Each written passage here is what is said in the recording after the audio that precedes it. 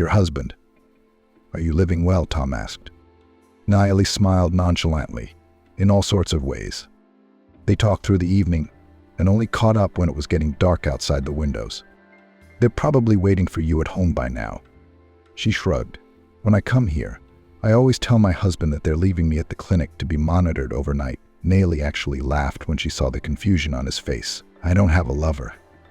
It's just so nice to go shopping, buy myself something or go to the movies. I like to sit in cafes. It's my own personal breath of freedom. I've never really been free. First my parents' strict upbringing, then my aunt, then my husband. She said it simply.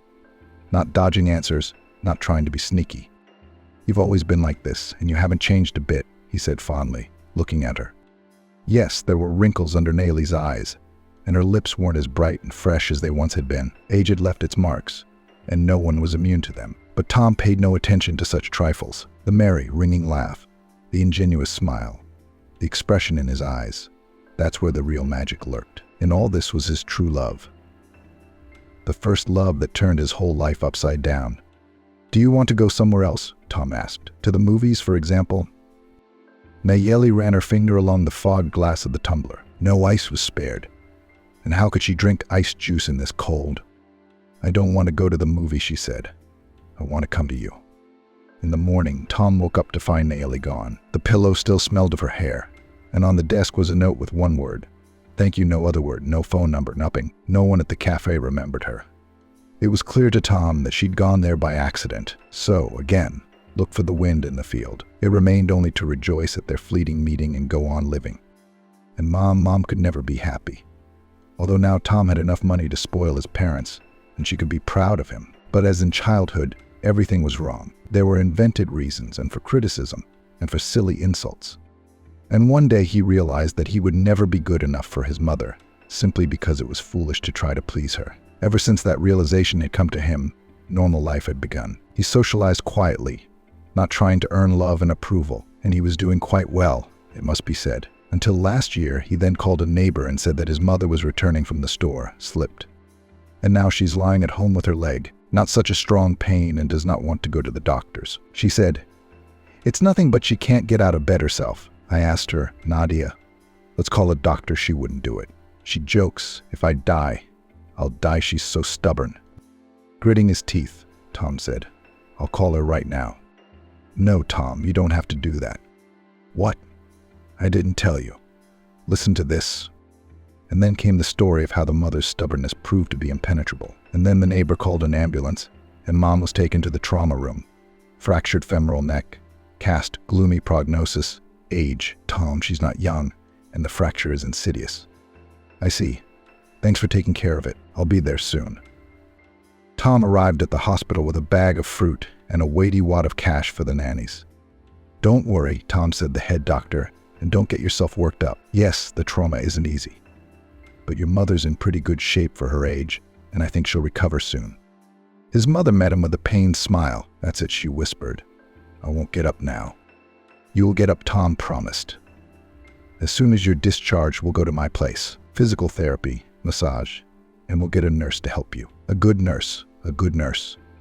You won't notice when you start to move." The mother smiled. Her face was white, as if cut from a sheet of paper. A week later, he took her back to his place. But Mother, as always, was not happy with everything.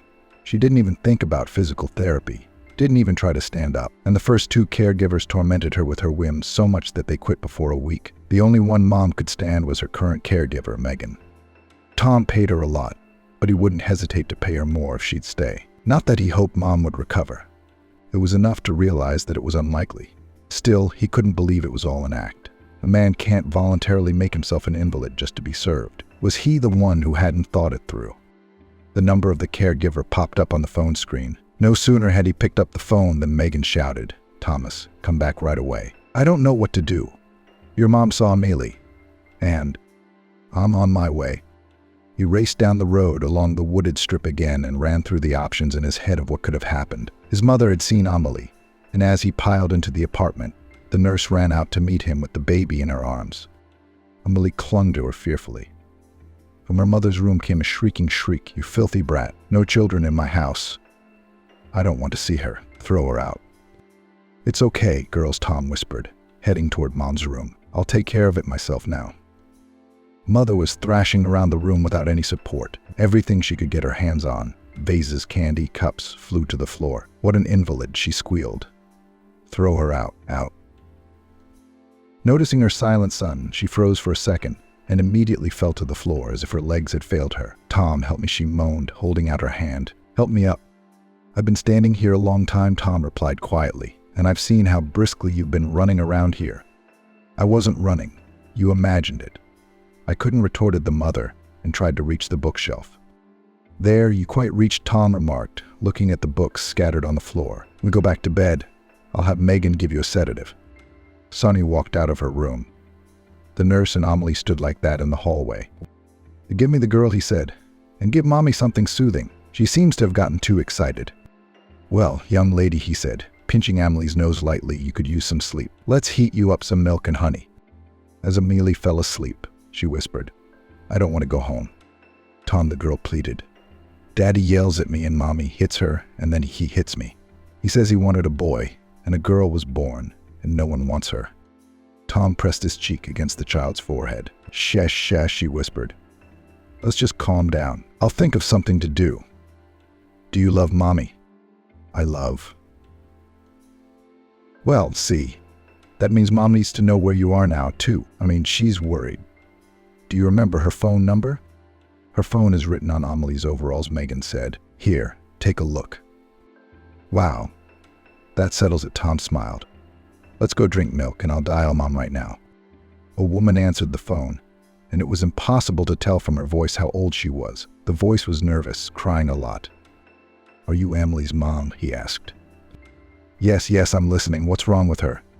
My name is Tom. Amelie is at my house right now. She's all right. I found her in the woods. Can you tell me if you can come get your daughter? Is she all right? The woman choked back a cry. Tom asked as gently as possible. Calm down, everything is fine. I'll put Amelie on the phone now, and you can talk to her. Amelie smiled happily. Mommy, she shouted. I was lost, but Tom found me. He gave me pancakes. He also has lots of toys and a good babysitter. Mommy, will you come and get me? I'll come soon, the mother called out. Wait for me, daughter. Mommy is coming, announced the little girl. Then we'll wait for her, said Tom. Haven't you changed your mind about going to sleep yet? And Mommy will wake you up. He took the girl into the guest room, laid her down on the sofa, and covered her with a fluffy plaid. Can you imagine lying in a bear den? Megan said. Next to you, Matthew is sniffling in his sleep. And you're warm. It's nice, isn't it? Is Matthew kind? Amelie asked. Kind and wise and brave, said Tom. He'll make sure you don't get cold, and he won't let anyone hurt you, and he'll treat you to honey. The most fragrant. But the little girl was already asleep. Tom stroked the disheveled hair. Sleep, little friend, he whispered, and left the room. A nurse was waiting for him in the kitchen. The sedative has been injected. Your mom is asleep, she reported. Good, Tom said as he poured himself some coffee. Now tell me what happened here. Megan looked at him confused. Thomas, honestly, I went to run the girl's bath and all of a sudden I hear her calling. Your mom. I go in and she says to me, what's that baby voice? I told her it was your friend's daughter. And then I couldn't believe my eyes. I didn't know.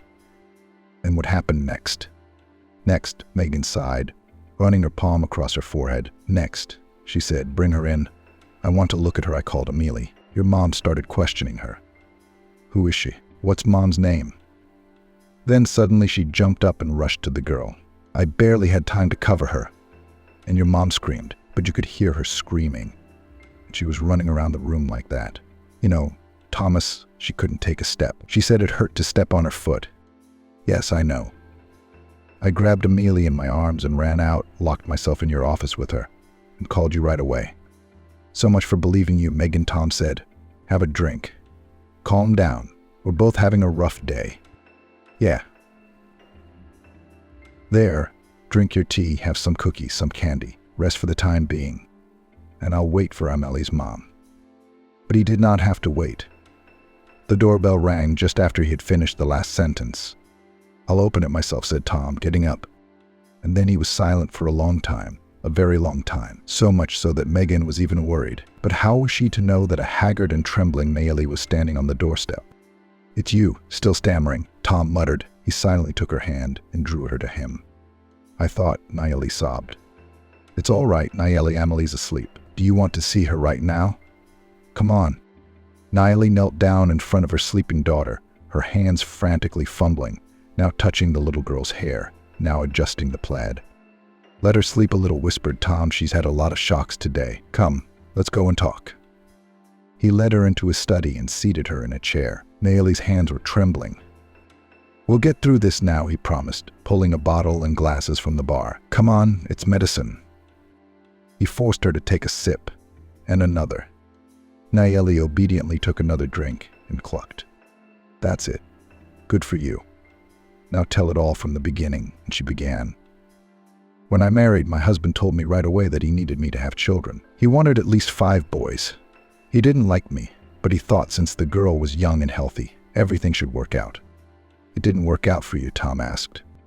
"No, he used to get so angry.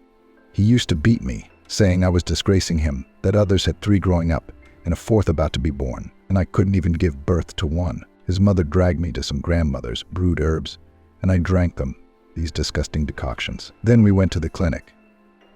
They told me everything was fine. I should have my husband checked, but I didn't tell him that. He would have beaten me up again for even thinking about it. Anyway, I told him I'd go for treatment. At least I rested a little, and then somehow I got pregnant all of a sudden. Husband must have gone crazy with happiness. And all he said was, 'A lousy sheep is a lint of wool, that's all.' Of course, he was expecting a son, and Amelie was born. That's when he got mad. All he did was yell that he didn't have an extra mouth to feed, and that a girl was nothing but a loss, let alone a son. But I didn't listen to him. What for? It's a daughter. But for the last month he's been walking about cheerfully, looking at Amelie and grinning. I even thought he might have a crush on her. But today he said he was going for a walk in the woods with her. And he came back alone, said she was lost. He couldn't find her." "Wait a minute," Tom interrupted. "So Amelie, she's my daughter. It didn't work out with my husband, did it? And then the age matches. You just tell me Nayeli is Amelie mine." She answered him with a long look. Then she nodded slightly. "I really wanted it when I left you that morning, hoped for it. And then it turned out to be for good reason." Tom rubbed his chin. "But you realize I'm not letting my daughter go to that creep, and I'm not letting you go either. You can stay here tonight. We'll draw up the divorce now. Or do you want to go back to him?" Nayeli grinned bitterly. Who in their right mind would want to go back to someone like that? "Fine, so you're both staying then?" "Fine." "We'll kick her out first," came a voice from behind the door, and then the door swung open and her mother entered the room. Isabella walked confidently past Nayeli and plopped into a nearby chair. This Isabella jabbed a finger contemptuously at her guest, was not part of my plans. "I did not give birth to you, Tom, so that you might marry and forget your mother. You are to serve as a comfort to me in my old age." "Or you walk," her son interrupted her. "Recovered. Why did you pretend to be infirm? So that you would be glad and send me away. Do you think that's what I gave birth to you for? To spend my old age alone? It isn't. As long as I live, there will be no women in my house." "Mother." "This is my house," said Tom. "It's where I decide, and I've already decided. This is where my wife and daughter will live now. And if that doesn't suit you, I dare not detain you, especially since I don't think you need any more medical care." The mother sighed convulsively. Her eyes filled with tears. "Is this what you do to me? I always knew you were the ultimate villain. I just didn't want to believe it. And yet I was told. I was warned." But her voice trembled. "You'll remember me. When your children do the same to you." And you, Isabella turned to Nayeli with a hateful look. "I knew right away that you were mean, spoiled, insolent. I was the one who advised your aunt to marry you off to John." "What?" Nayeli was confused.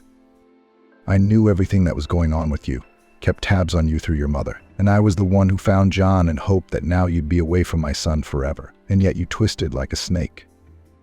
Remember, Tom, if you marry that viper, that abomination, you are no longer my son. I won't want to see you or your children. I'll never accept her. Now I'm leaving. I'm going back to my father's apartment, because my own son kicked me out of his home."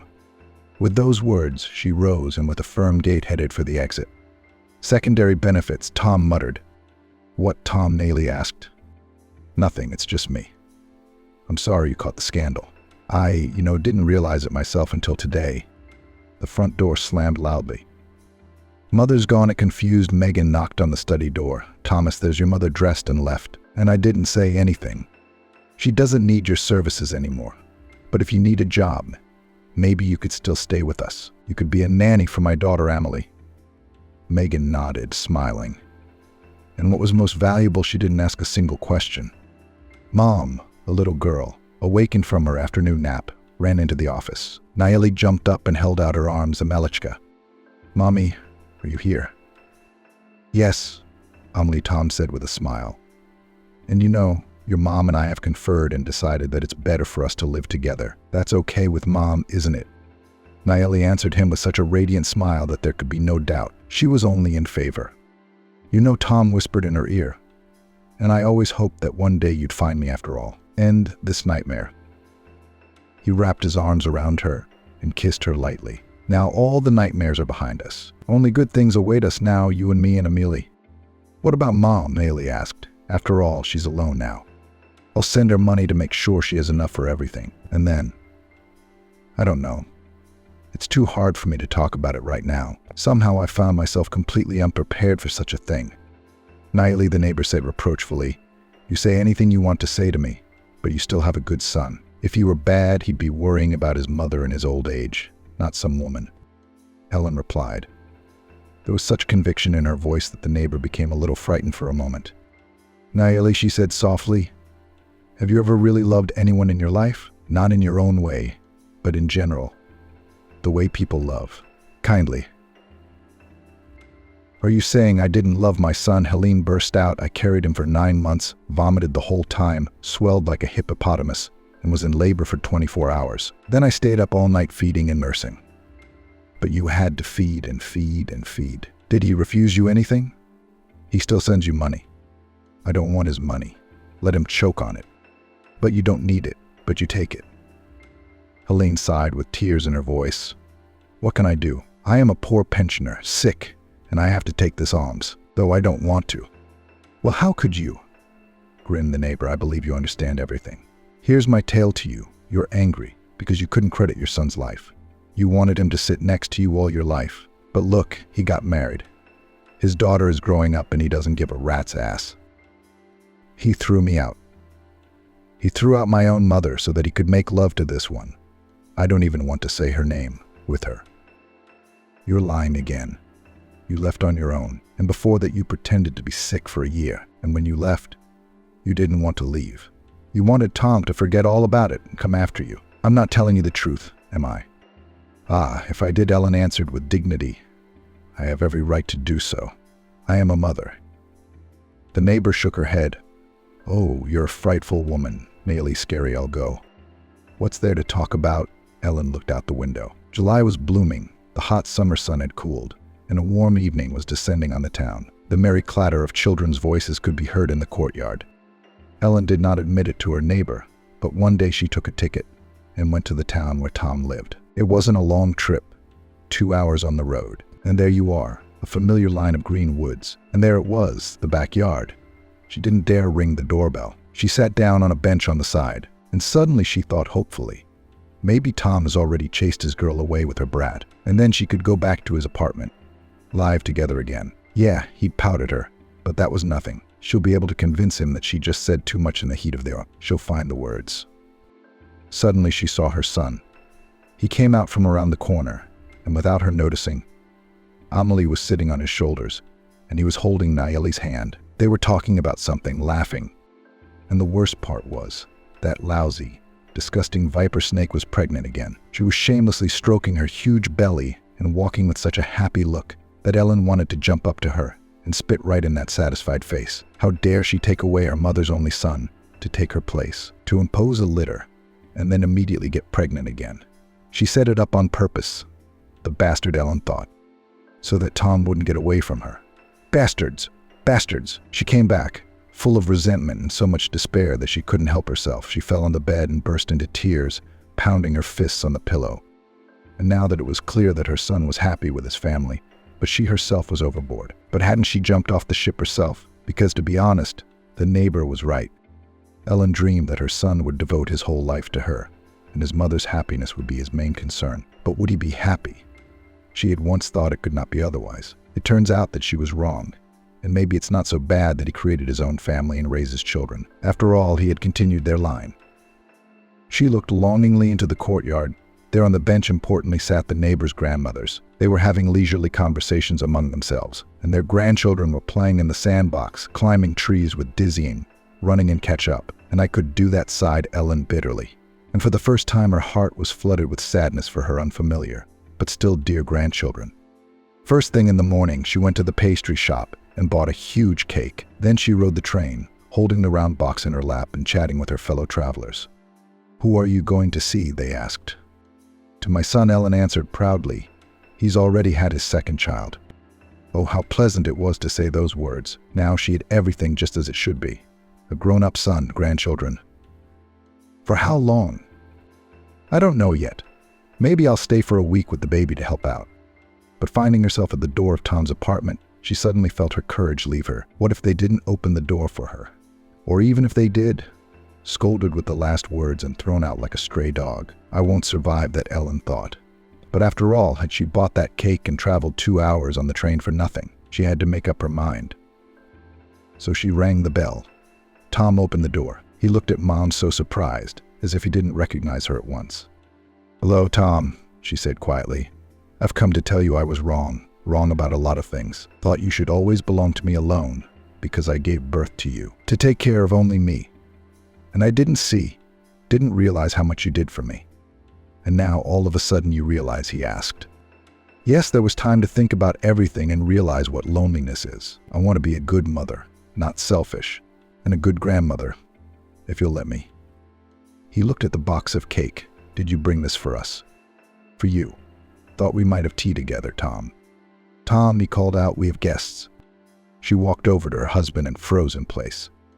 Looking at Ellen, Tom held a sleeping, chubby-cheeked baby in his arms. Oh, and Naily herself, as Ellen noticed, looked very much more beautiful. She wore her luxurious blonde hair loose, and it looked better on her than it had before. Her face was rounder, fresher. She even started to look like she was much younger. "Hello, Naily," Ellen said. "I've come to visit. But first I want to apologize for everything I've done in your life." Naily looked questioningly at her husband. He put a hand on her shoulder. "Well, now that you have apologized, perhaps you have indeed rethought things. In that case, you're welcome," Tom replied.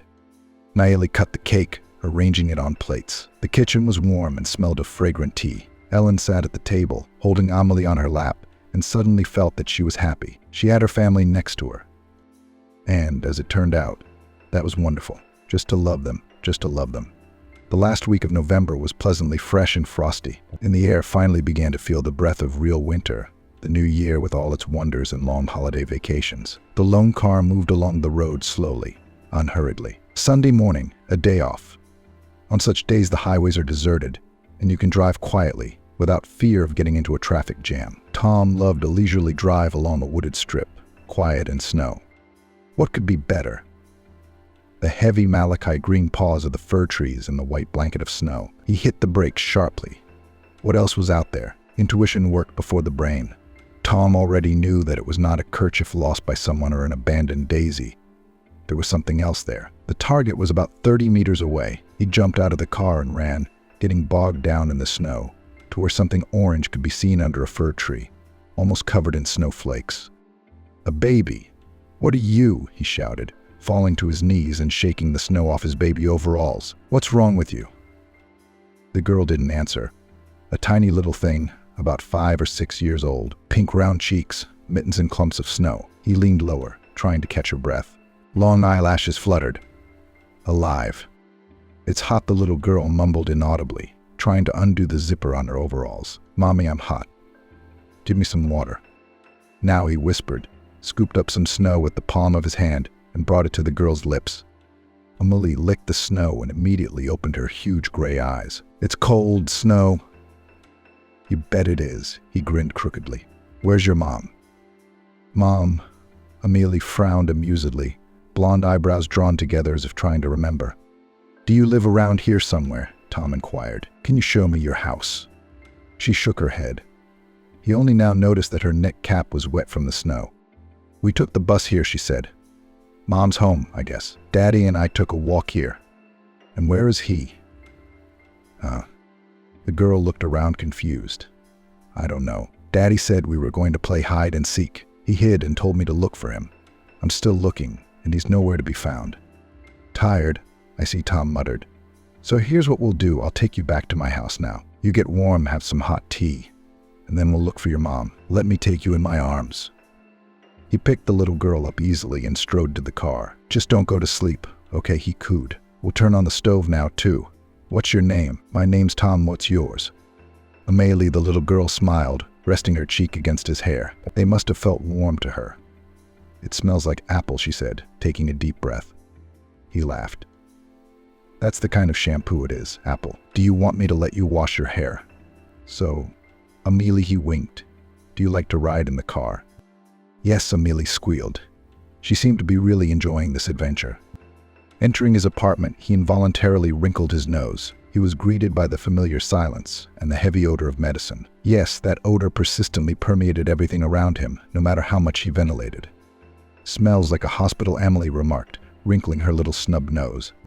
Tom set the girl on the floor and began to unlace her shoes. My mother is sick, she explained. A nurse is taking care of her. Thomas realized that the little girl might not know what a nurse was. She gives her mom shots and medicine. That's the smell. You hungry? I think we have pancakes. You like pancakes with jam. He was happy. And with sour cream and jam and honey. With whatever you like, Amelie replied. But promise, she said sternly, that you will wash them down with hot tea. All right, she shook her hands. And where to dry them? Shall we think of one? Where Tom smiled and took her hand.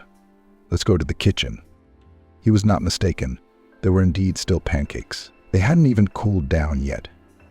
Amelie was perched on a high bar stool, sniffling as she devoured her treat and sipped her tea. Tom left her for a moment, but soon returned with a pair of warm woolen socks.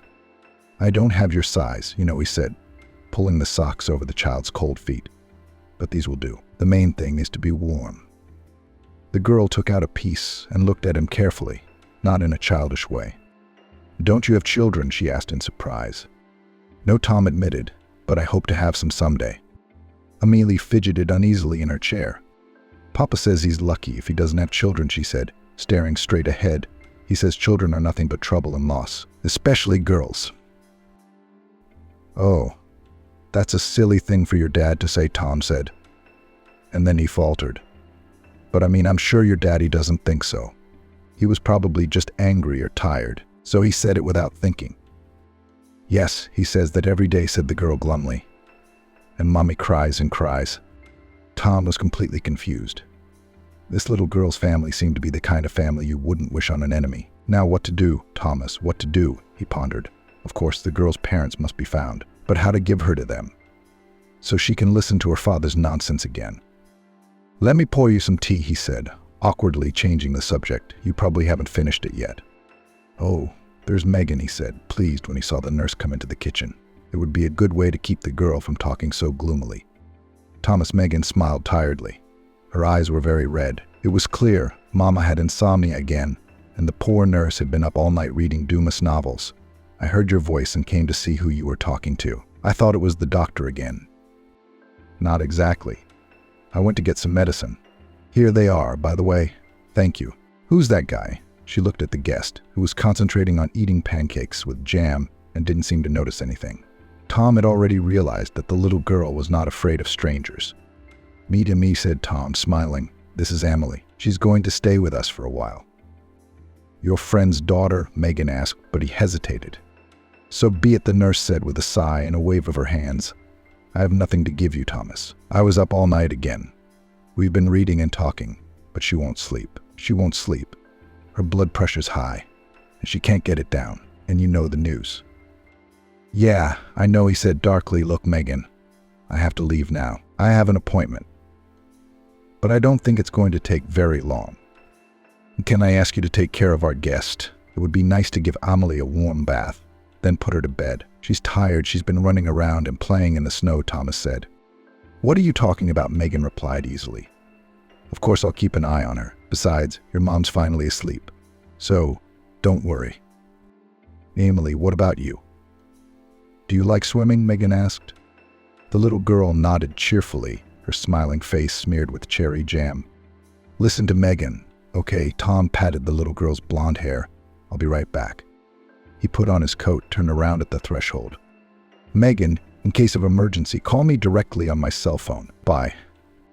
Tom stepped out of the house and breathed in the fresh, drug-free air with pleasure. He didn't like to be at home, and for good reason. Tom had long ago outgrown his own beliefs about Mom being sacred. Holy sure. But that doesn't take away the pain and despair of someone who has to watch day after day as a loved one gradually passes away, and you watch it and you can't do anything to help. Tom had already moved his mother into his apartment a year ago, hired a professional nurse with a medical degree, was not stingy, paid for the services of the best doctors, fulfilled any whims of his mother. But all this was, if not pointless, at least useless. Tom could only console himself with the fact that his mother's care should be as comfortable as possible. It sounded awful, but it was true.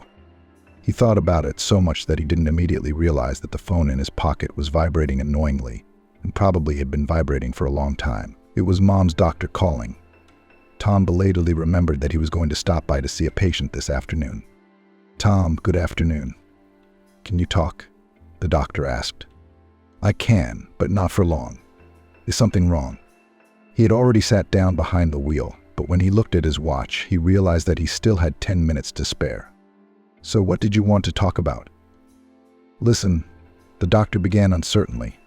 I studied the x-rays again today. All of them, in chronological order.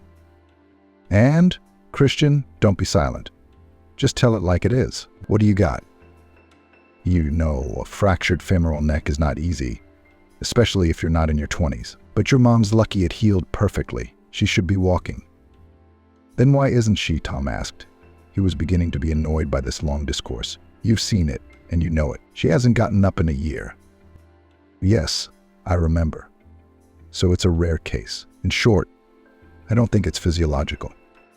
Then what is it? Tom asked. The doctor was silent. Find a good therapist, Tom. It's something psychological, some kind of inner workings. Maybe she's afraid of getting traumatized again, or maybe, there are secondary benefits. What are they? How can I explain it to you? I mean, she lives like a princess. You take care of her, nurse her, feed her, spoil her. Maybe she likes it. That's why she's playing sick, faking it. I mean, I'm not saying that, of course, but we can't rule it out. So seeing a therapist would be the right thing to do. I get it. I'm not stupid, Tom replied. What about you? Are you coming over today? There was a distinct sigh in the phone. Tomorrow would be better. I'll have more time. Okay, that's all I wanted to say. I'll see you later. Secondary benefits, those words had been bugging him, as if they'd struck some hidden string deep inside him, and now it responded with such a disgusting squeal that it made his teeth chatter. At the business meeting with partners, and then, after it, all the time he was spinning in his head these words, and did not know where to get away from them. Secondary benefits. What if it were true? He grabbed a cup of coffee, sat in his car, and thought deeply. Tom didn't remember his mom being happy. Somehow he always felt sorry for her. She was kind of unlucky, he thought.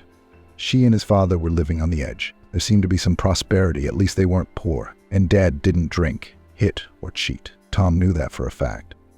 But still something was missing in their relationship, maybe the usual human kindness. Mom liked to complain. She was always dissatisfied with something, her husband, her son, something else. Worst of all, she never gave herself the trouble to hold back. At best, she walked with a detached look, muttering something under her breath, and more often she shouted and got angry. In such cases, my father silently went to the garage and worked on the car, silently went away without answering a single word. But sometimes he would say something, and then my mother's displeasure turned into such a big scandal that it became impossible to be at home. Embarrassing and disgusting. Then she would cry, complain to her son about her miserable life, and cry again. And Tom remembered that more than anything else in the world, he wanted to see his mother happy. He did try, though, to comfort her after another family quarrel. He'd given her little gifts. I guess he was ready to give her everything, but Mom didn't seem to notice. But she could see that her son was not an excellent student, and it put her in a permanently sad mood. From parent-teacher conferences, she returned with a gloomy look, sighed, and answered her son's timid questions.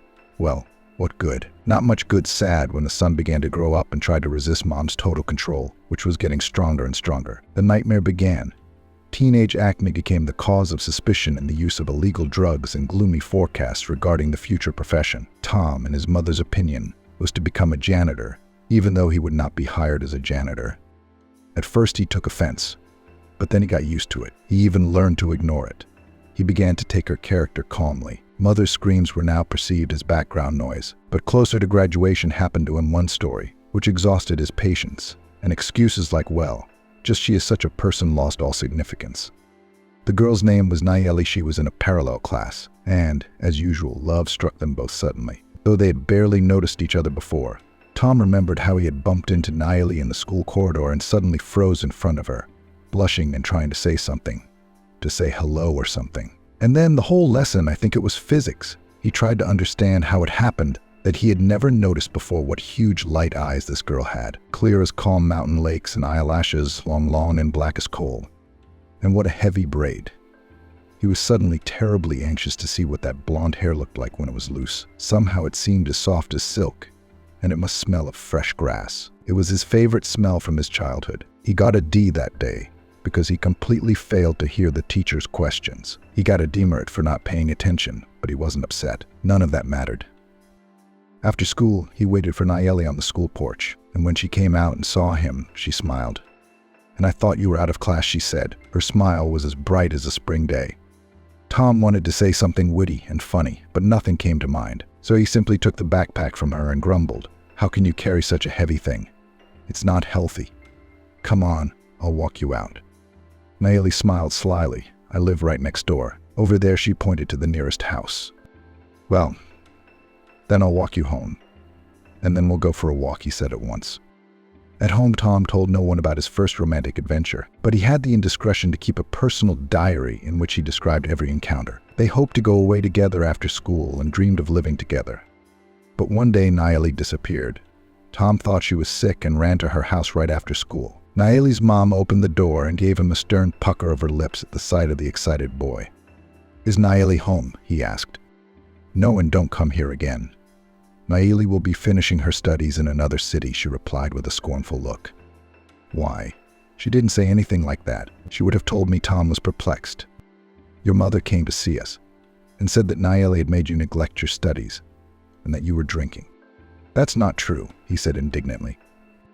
"I said you'd gotten mixed up with bad company to get Nayeli's attention. I'm afraid for my daughter, and I don't want her to get mixed up with any bully. So forget about her and don't come here."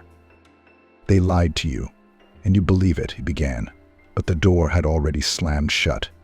Tom sat upright on the steps and put his arms around his head. So his mother had read his diary and then made up stories to put the girl off. He felt disgusted, dirty, as if he'd been sloped on and hadn't even bothered to apologize. "But where am I supposed to go now?" he thought and faltered. Earlier he would have gone home, but now he realized clearly that he had no home.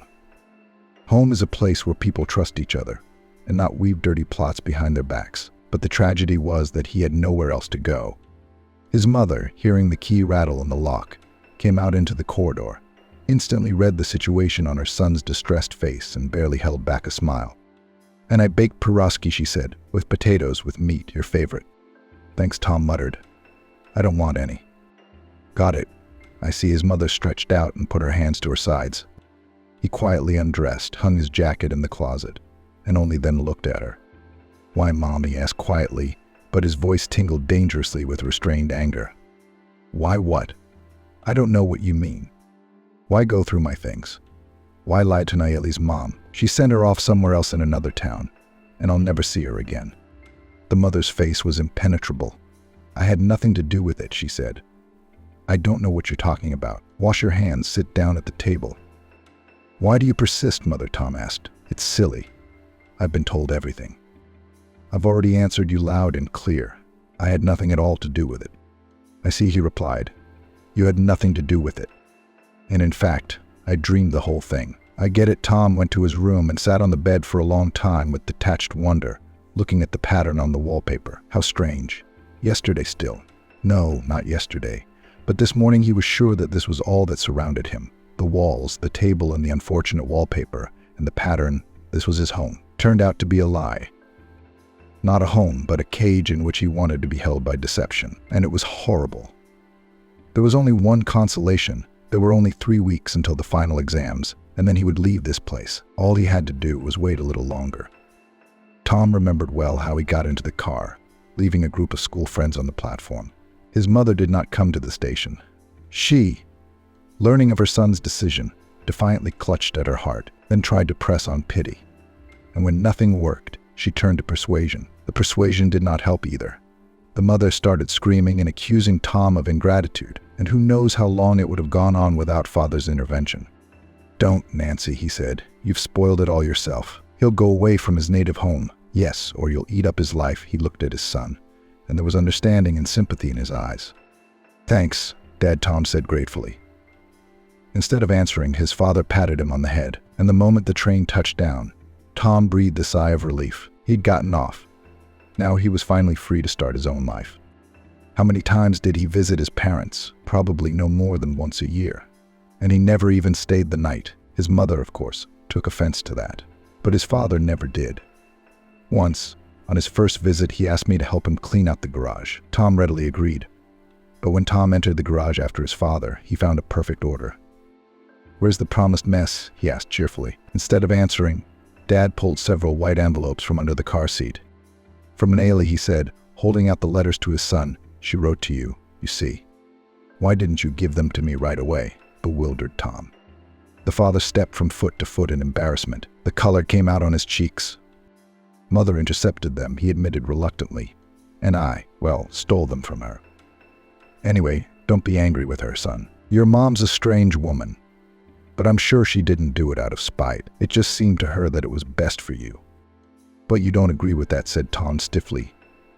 "Otherwise you wouldn't have given me the letters."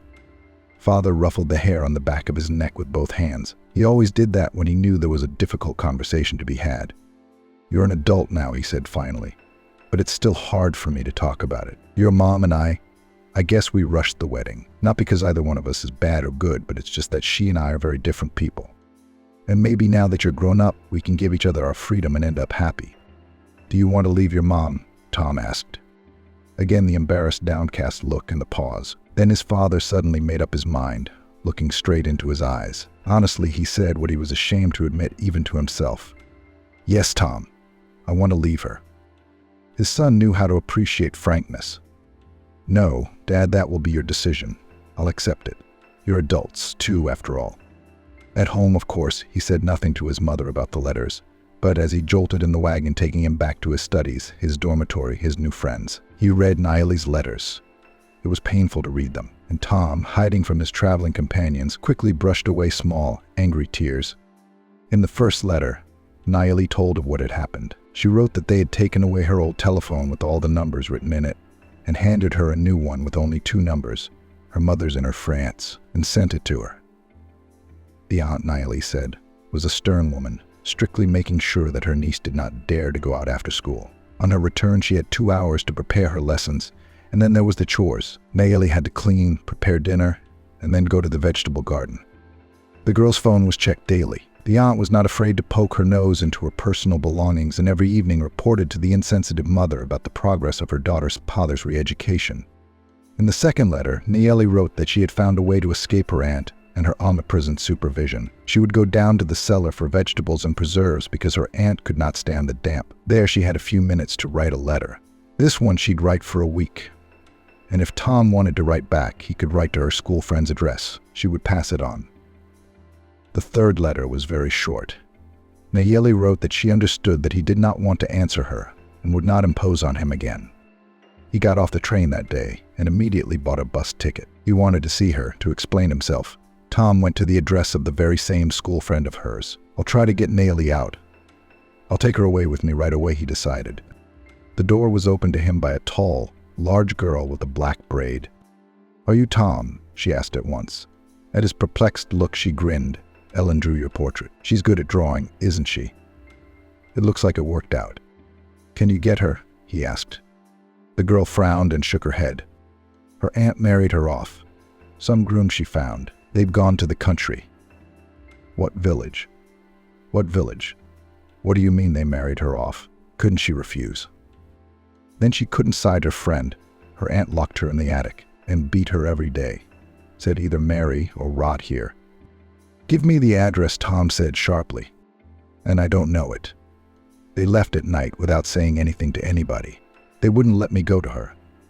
That's the way it is, Tom.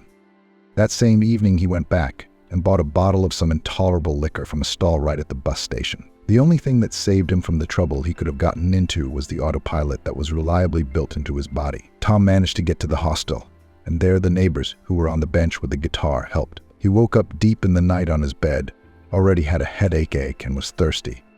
There was a bottle of mineral water on the nightstand, and a basin on the floor next to the bed. The neighbors were men of experience. God bless them, he thought, greedily drinking the bread with cold mineral water. Then he fell back on the bed and passed out until the morning. He didn't dream of anything. Thomas eventually left his mother, and about 10 years later he died. Just went to bed and didn't wake up. Easy death, the doctor said. And then there were the acquaintances at the wake. They all seemed to envy the happy ending. No humiliation, no fear, no pain. Tom paid for the funeral, and then stood at the grave for a long time, holding a heavy bouquet of white roses. The roses were stabbing and their foliage was unpleasantly wet.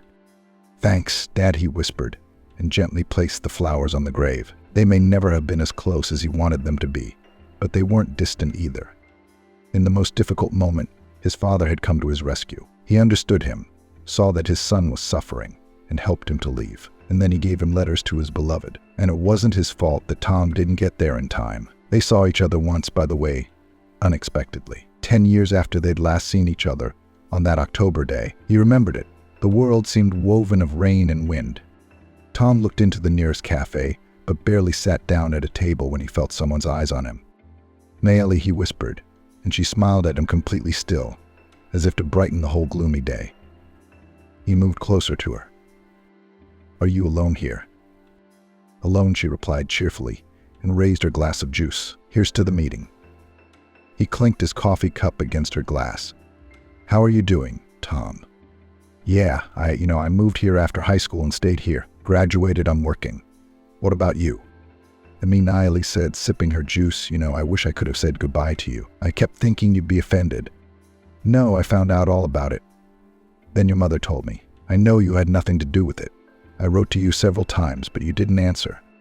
And I thought it was all Mom's doing." Tom wrinkled his nose.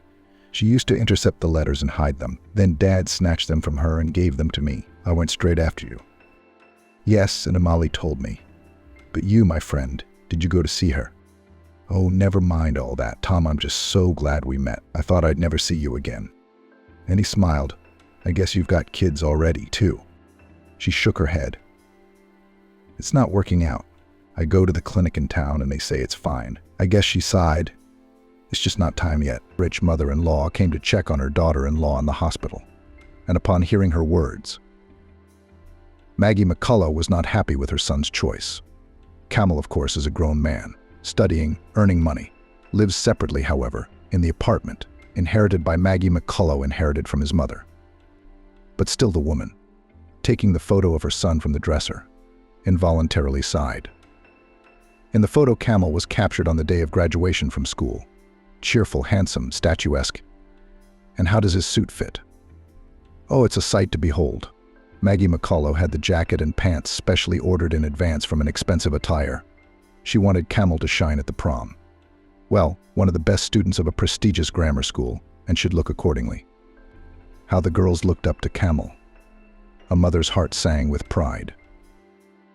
And Camel was not shy of female society, behaved with girls relaxed, free, not like most of his peers. Camel was always the soul of the company.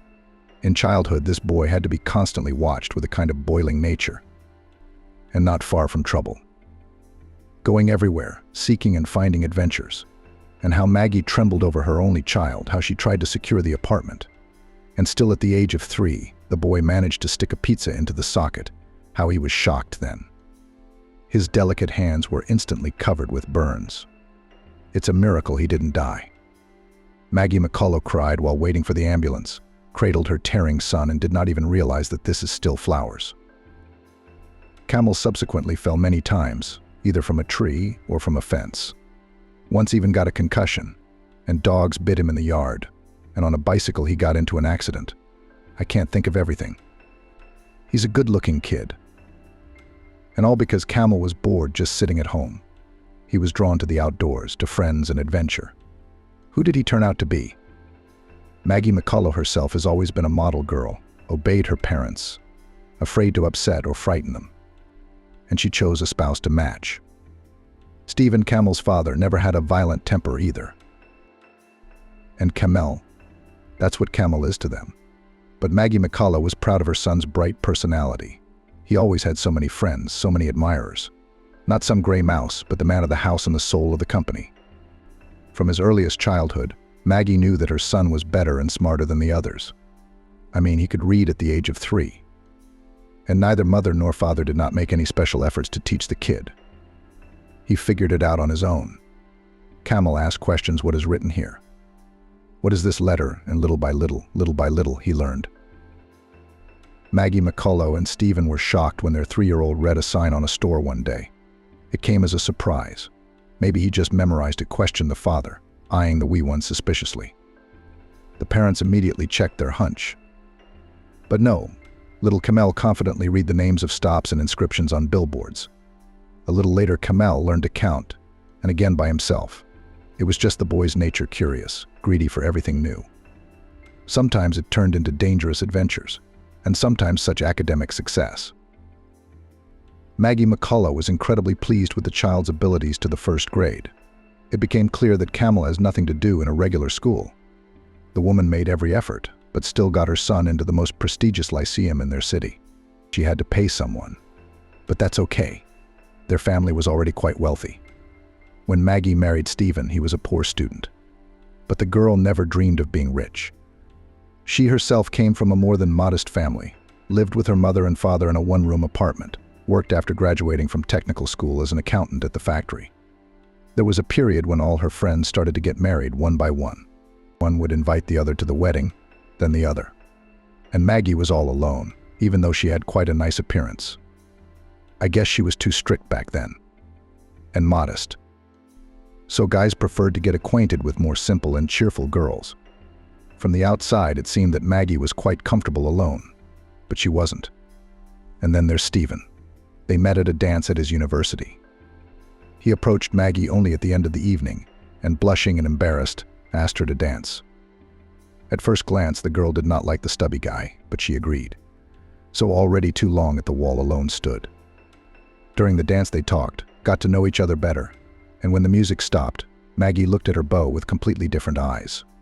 Smart, polite, kind, reliable, focused on her studies and career. Maggie even then felt that with such a man will not be lost, and her intuition didn't fail her.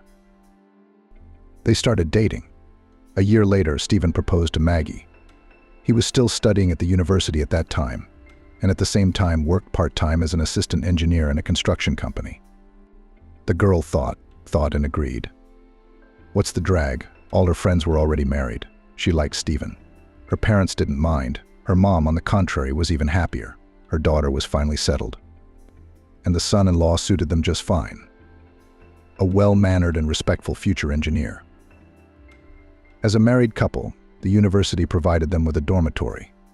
A small room, only one bathroom on the whole floor, a shared kitchen. But in a strange way, Maggie even liked this life. She was learning to be a wife and a mistress. She felt like an adult. And Stephen was there for her, reliable, loving. With him, the young wife felt beautiful and charming. He won her compliments, bought her wife some inexpensive gifts. There was simply not enough money for something more serious. Scholarships, salaries, part-time workers, no room to spread out. And then Stephen graduated from university, got a full-time job in the construction bureau, where he worked part-time as a student. The young specialist was immediately noticed and started to be promoted. Career growth had a positive effect on his salary. Soon the couple were able to move into their own apartment. Stephen's work helped him with its purchase. It's a pity we didn't have time to have a child. Stephen jokingly lamented. Then we would have gotten a 2-bedroom. And indeed sad. Unlike her husband, Maggie was seriously upset. Don't worry about it, Stephen put his arm around her shoulders. We'll still have everything and children, and a big apartment. Wait a little. and Stephen kept his promise. Indeed, very soon he learned to provide for their little family fully. And Maggie had never lived so well, even at her parents' house. Now she could buy herself beautiful dresses and shoes in the stores that she had previously avoided because they were so expensive. But they were great. And the couple often dined in restaurants and flew to the sea for vacation. At least once a year they even got their own car. Stephen was already the boss, and the company was actively developing and profits were growing. The persistent, promising specialist was not offended by money. He was valued and respected at work. Happiness overshadowed one thing: no way to get a young child. Stephen did not despair, said, "What are years? Everything will still be. We are young, healthy. Why worry?" But Maggie was still worried. Her friends' children had already gone to kindergarten, and some of them to school. And she, Maggie, pretended that everything suited her. On tactless questions of relatives and friends answered that they are not yet planning heirs. But the young woman's heart was troubled and aching, and so wanted to become a mom. She and Stephen could give a lot to the baby: a separate room, toys, clothes, entertainment, and most importantly, love and care. It was a shame it had to be like this. The doctors were throwing up their hands. It seems that both spouses were quite healthy. Well, medicine was not as well developed then as it is now. Maggie secretly went to her grandmother's witch doctor. The woman found out about her at work. One of her colleagues assured that her relative was able to become a mother after visiting this old woman. She is a magician, just works miracles, cures everything in the world. They say she can even cure the hopeless. What about you? Of course, Maggie asked for the healer's address. She said her cousin needed to get her baby's warts out, but the woman went to the healer with a very different request. The dark spring smell of dried herbs and wax in the house. A thin old woman with attentive black eyes. "I see your misfortune," the landlady said from the doorstep. "You can't have a baby. But there's no problem. There's no work for me here." "What do you mean?" Maggie, who thought she was suffering from some serious illness, was surprised. She couldn't get pregnant. "It happens," the old woman sounded just like Stephen. "Wait, it'll happen." Maggie wasn't ready to hear that. She had traveled almost 2 hours to this village in the hope of getting a cure. The young woman told the old woman about it, almost crying. "Oh, young people," grinned the witch doctor. "All right, here is a dry herb, make tea from it, and drink it every day on an empty stomach for 2 weeks. "Thank you." Maggie was happy. Now she had the cure in her hands, so she hadn't come to this wilderness for nothing. Indeed, only a month after that visit, Maggie realized that she was expecting a child. The joy of the young couple was unprecedented. The woman didn't know what to think. Did the magic tea really help, or did everything happen by itself? But it was unimportant. The main thing was that they would have a baby. Like most women, Maggie McCullough dreamed of a daughter, a little obedient doll, which you can braid pigtails, and which is so nice to dress up in beautiful dresses. But Camel was born a sturdy, screaming baby. The baby is demanding and very active. For the first time seeing the baby, Maggie realized here he is, the main person in her life. She will do everything to make this baby was happy. Stephen at that time almost did not appear at home. He was starting his own business, a very risky step, but the man went for it. And his wife supported him. She was always on the side of her husband and trusted him in all important matters. Quiet and unremarkable young man turned out to be smart, persistent, grasping. He perfectly saw the possibilities and knew what he wanted. Maggie had no doubt her husband will succeed, sooner or later. She would help him in any way she could. It was for their future. And for her son, Camel, too. Stephen could not physically help his wife with the baby, though he wanted to. But the man would come home when the baby was asleep. And sometimes Maggie did too. Well, the woman didn't complain. Caring for the baby gave her joy. And the prospects that Stephen was painting were inspiring. Stephen's business was booming. At first it was a firm for major repairs of buildings, then they engaged in construction. Small scale at first, homestead plots and private houses, then it got bigger. Stephen managed to enter the big business of building residential high-rise buildings in their city. It was a whole different kind of income. Maggie was even dizzy with how much their lives had changed. They weren't complaining about poverty. As head of the department, Stephen earned quite enough.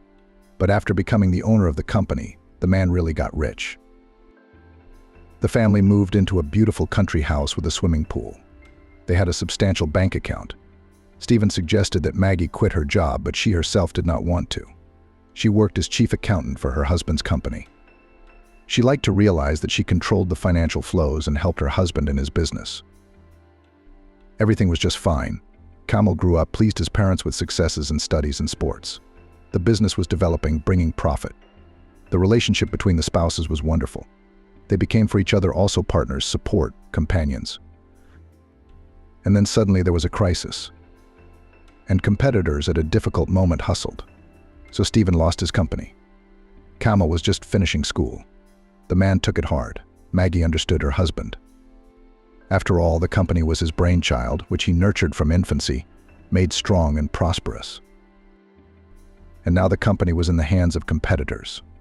Maggie wasn't worried about their financial well-being. They had savings, and Stephen would not stay idle with such experience. And so it was. Her husband soon got a job in the same construction company where he had started. He was, of course, promoted to a management position. Not his own business, but it was okay. Even better, in a way calmer. The standard of living was the same. Well, the family didn't have that bank account anymore.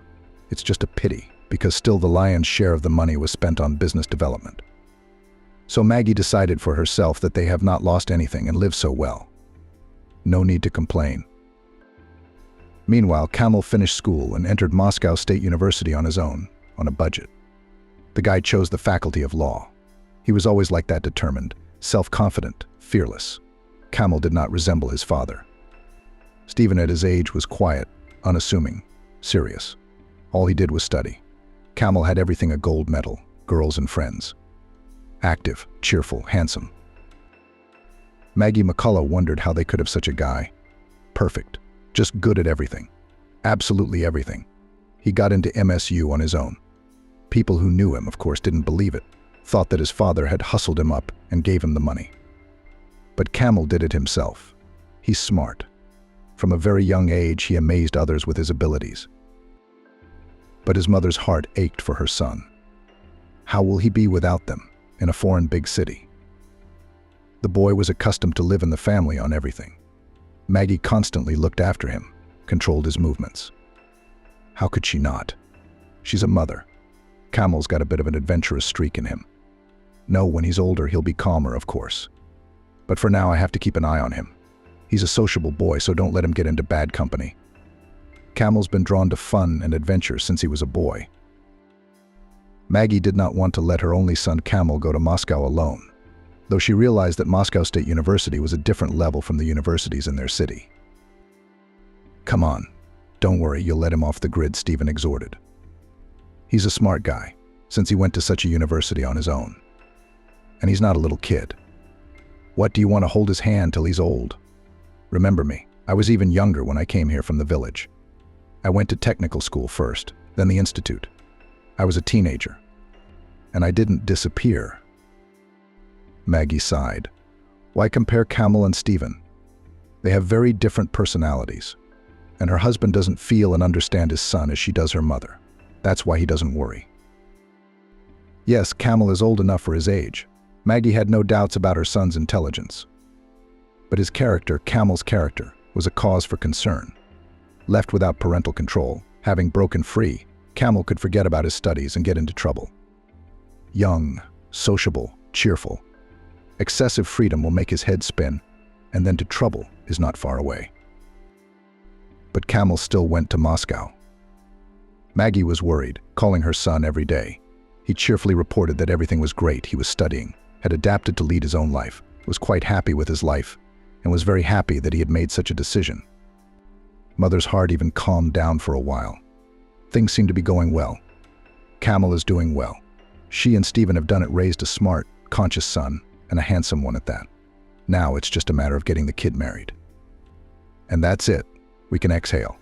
Parental mission accomplished successfully. Once Stephen and Maggie dreamed of a large family, planning 2 or 3 children. Financially, they could afford it.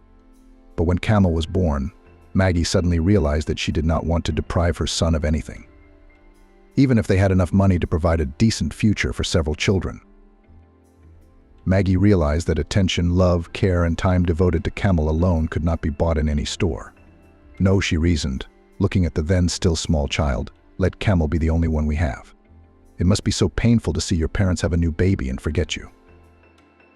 Not at all, objected Stephen, who had grown up in a large family. On the contrary, my siblings and I had fun and warmth together, but Maggie stood her ground, and Stephen didn't argue. He was busy developing his business at the time, and the issue of childbearing did not particularly bother him. And so it turned out that Camel was the only child in the family. Maggie regretted it for the first time when her son jumped out of the nest. Who now to take care of? Who to cook delicious meals, iron shirts, knit warm socks? Stephen, as always, is all about work. And he's not particularly fond of taking care of anyone. He's not used to being taken care of. Camel has become more distant, more mature, more autonomous.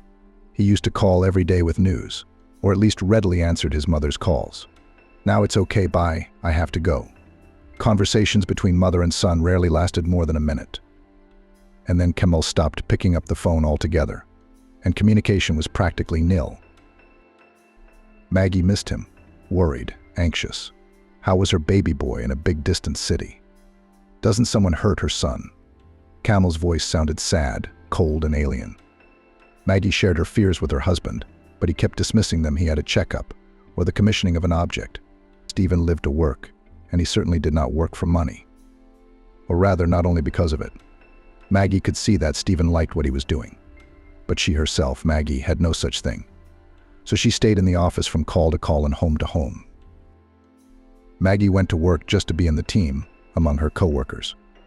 Friends sharing life stories, discussing the news. It was her social life. You can't stay cooped up at home all day.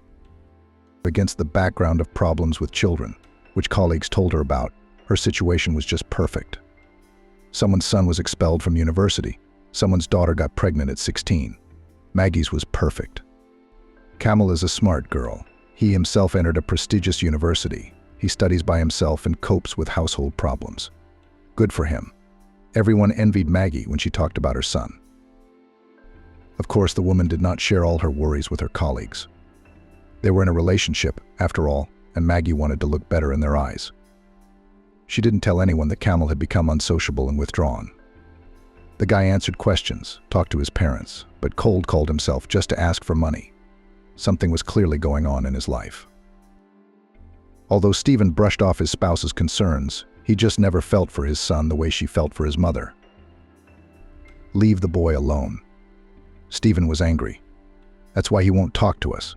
He's fed up with your concern. Camel went away from us on purpose to be on his own. Get out of my way. Maggie just sighed.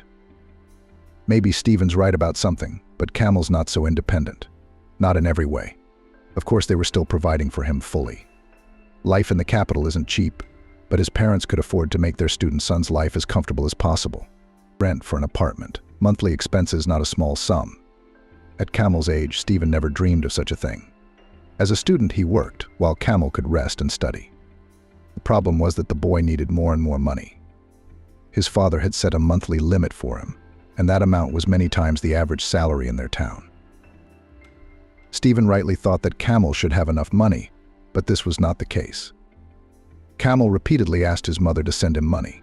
He had to pay for a seminar, or the washing machine broke down, or something else. There was always a reason. Don't tell your father, Camel asked. Maggie understood her son. The boy was a little embarrassed that his parents were still supporting him as an adult. Camel wanted to look more independent, more responsible in front of his father. Maggie transferred money from her paycheck to her son and didn't tell Stephen about it. Costin asked for it. The woman was pleased by the fact that she and her son had a secret in common. It brought them closer together. Camel had become very closed and secretive. His son was reluctant to answer questions about his life at that time. Yes, everything is normal. I study. With friends I communicate. Have a rest. Everything is good with me. And your girlfriend? Do you have a girlfriend? Mom? I'll take care of it. Okay. At first, Camel still came to his hometown for vacations. Then, around the third year, these visits stopped. All communication was reduced to infrequent and uninformative phone calls. Maggie was worried. All the more so because she was almost certain that her son was in trouble. Why else did he sound so sad, and why did he need so much money every month? Maybe we should drop in on him unexpectedly. The woman consulted with her husband. Why? He was puzzled. Why meddle in the life of a grown-up guy? You'll push him away even more. It's just a separation process, normal for guys. Don't interfere. I'm worried about him. Something's not right. Stop it. Camel's doing great. If there was a problem, we'd know about it by now. So don't panic. He's old and smart. He'll figure it out on his own. Maggie was annoyed by her husband's calmness. It was as if Stephen didn't care about his only child. Out of sight, out of mind, the husband was not interested in anything but his work. Laurel McCullough had already decided that Camel would settle in New York. Why not? He obviously liked the city. His voice was so enthusiastic at first when he first moved there. Back then, his son was still sharing his impressions with his parents. And he's a bright and promising kid.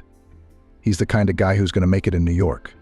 Oh, that's great on the one hand, but on the other hand, they'd almost stop seeing each other altogether. Laurel was upset.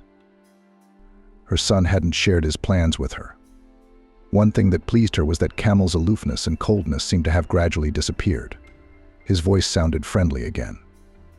The son even began to take an interest in his parents' affairs, which had not happened for a long time, but he spoke vaguely about his future, soon the diploma. And then I'll come and tell you everything. You'll be in for a surprise. The word surprise was intriguing and alarming. What was he up to, this Camel? But at least Laurel was recognizing her son again, the fun, loving adventurer. Camel had indeed arrived. Not alone, but with his fiancée. Laurel, of course, understood that her adult son had some kind of relationship. But to be so serious. A fiancée right off the bat. Vivian didn't like her future mother-in-law at first sight. A gray mouse, like a girl from the capital, dressed modestly and tastelessly. Thin hair of inexpressive gray color. Slim, even puny. How could she attract Camel's attention? He's always liked brightly colored beauties. This one was nothing to look at. Vivian had beautiful eyes and a nice, open, wide smile, but still. The closer Laurel got to know Vivian, the more she worried. It turned out that the girl came to New York from some village. She went to college, graduated with a specialty, but could not find a job and went to waitress in a bar. That's where she and Camel met. No, did you hear that? Laurel whispered indignantly when she and Stephen were alone. They had a big house. Camel's room was on another floor. The young people couldn't hear their parents talking, but Laurel still spoke in whispers. I like Vivian, though. She's a nice girl. Not like these modern ponytails. Calm down, Stephen objected. New York wasn't built from scratch. Think of me. I was a country boy, too, and then I made it on my own. That's right, all by yourself. Laurel complained. You went to university, worked your ass off, worked hard. And this one wants to move into a beautiful life on someone else's back. She saw that Camel was from a rich family and she jumped on him like a piranha. Doesn't he understand? She's nothing to look at. Or did they cast a spell on him? You're panicking again on nothing. Stephen cooled his wife. The main thing is that Camel likes Vivian. You don't have to like her. You don't have to live with her. Laurel had to agree with the last one. Camel did indeed look calm and peaceful next to Vivian. He was holding her hand gently, caring for her and wooing her. Laurel had never seen her son like this before. The girls were falling for him, he didn't have to try. But it turned out that Camel could be gallant and courteous. It's an amazing discovery. He's really changed, matured. There was a new wisdom in his gaze, a kind of independence. It seems that life does change people, makes men out of boys. Camel had already made an important decision. He had told his parents that he and Vivian would soon be married. Maybe he'll change his mind. Where would he marry? Laurel hesitated. Age is not the same, just graduated from university.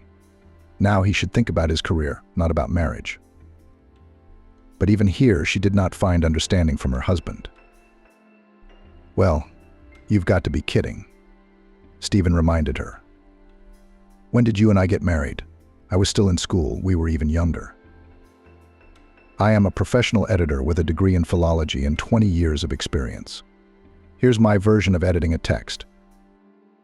Those were different times. Times are always the same, Stephen said. Leave the kid alone. He's grown up. He can make his own decisions.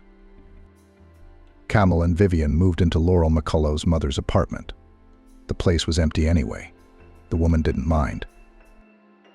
It's better for them to live away from us, she said. It's too hard for me to play nice in front of Vivian, my son's fiancée. Laurel McCullough was annoyed by everything: the way Vivian spoke, moved, dressed, her unpleasant voice, her unattractive appearance. Well, what else to expect from a village girl shepherdess? Suddenly decided to become a princess. Laurel resented her.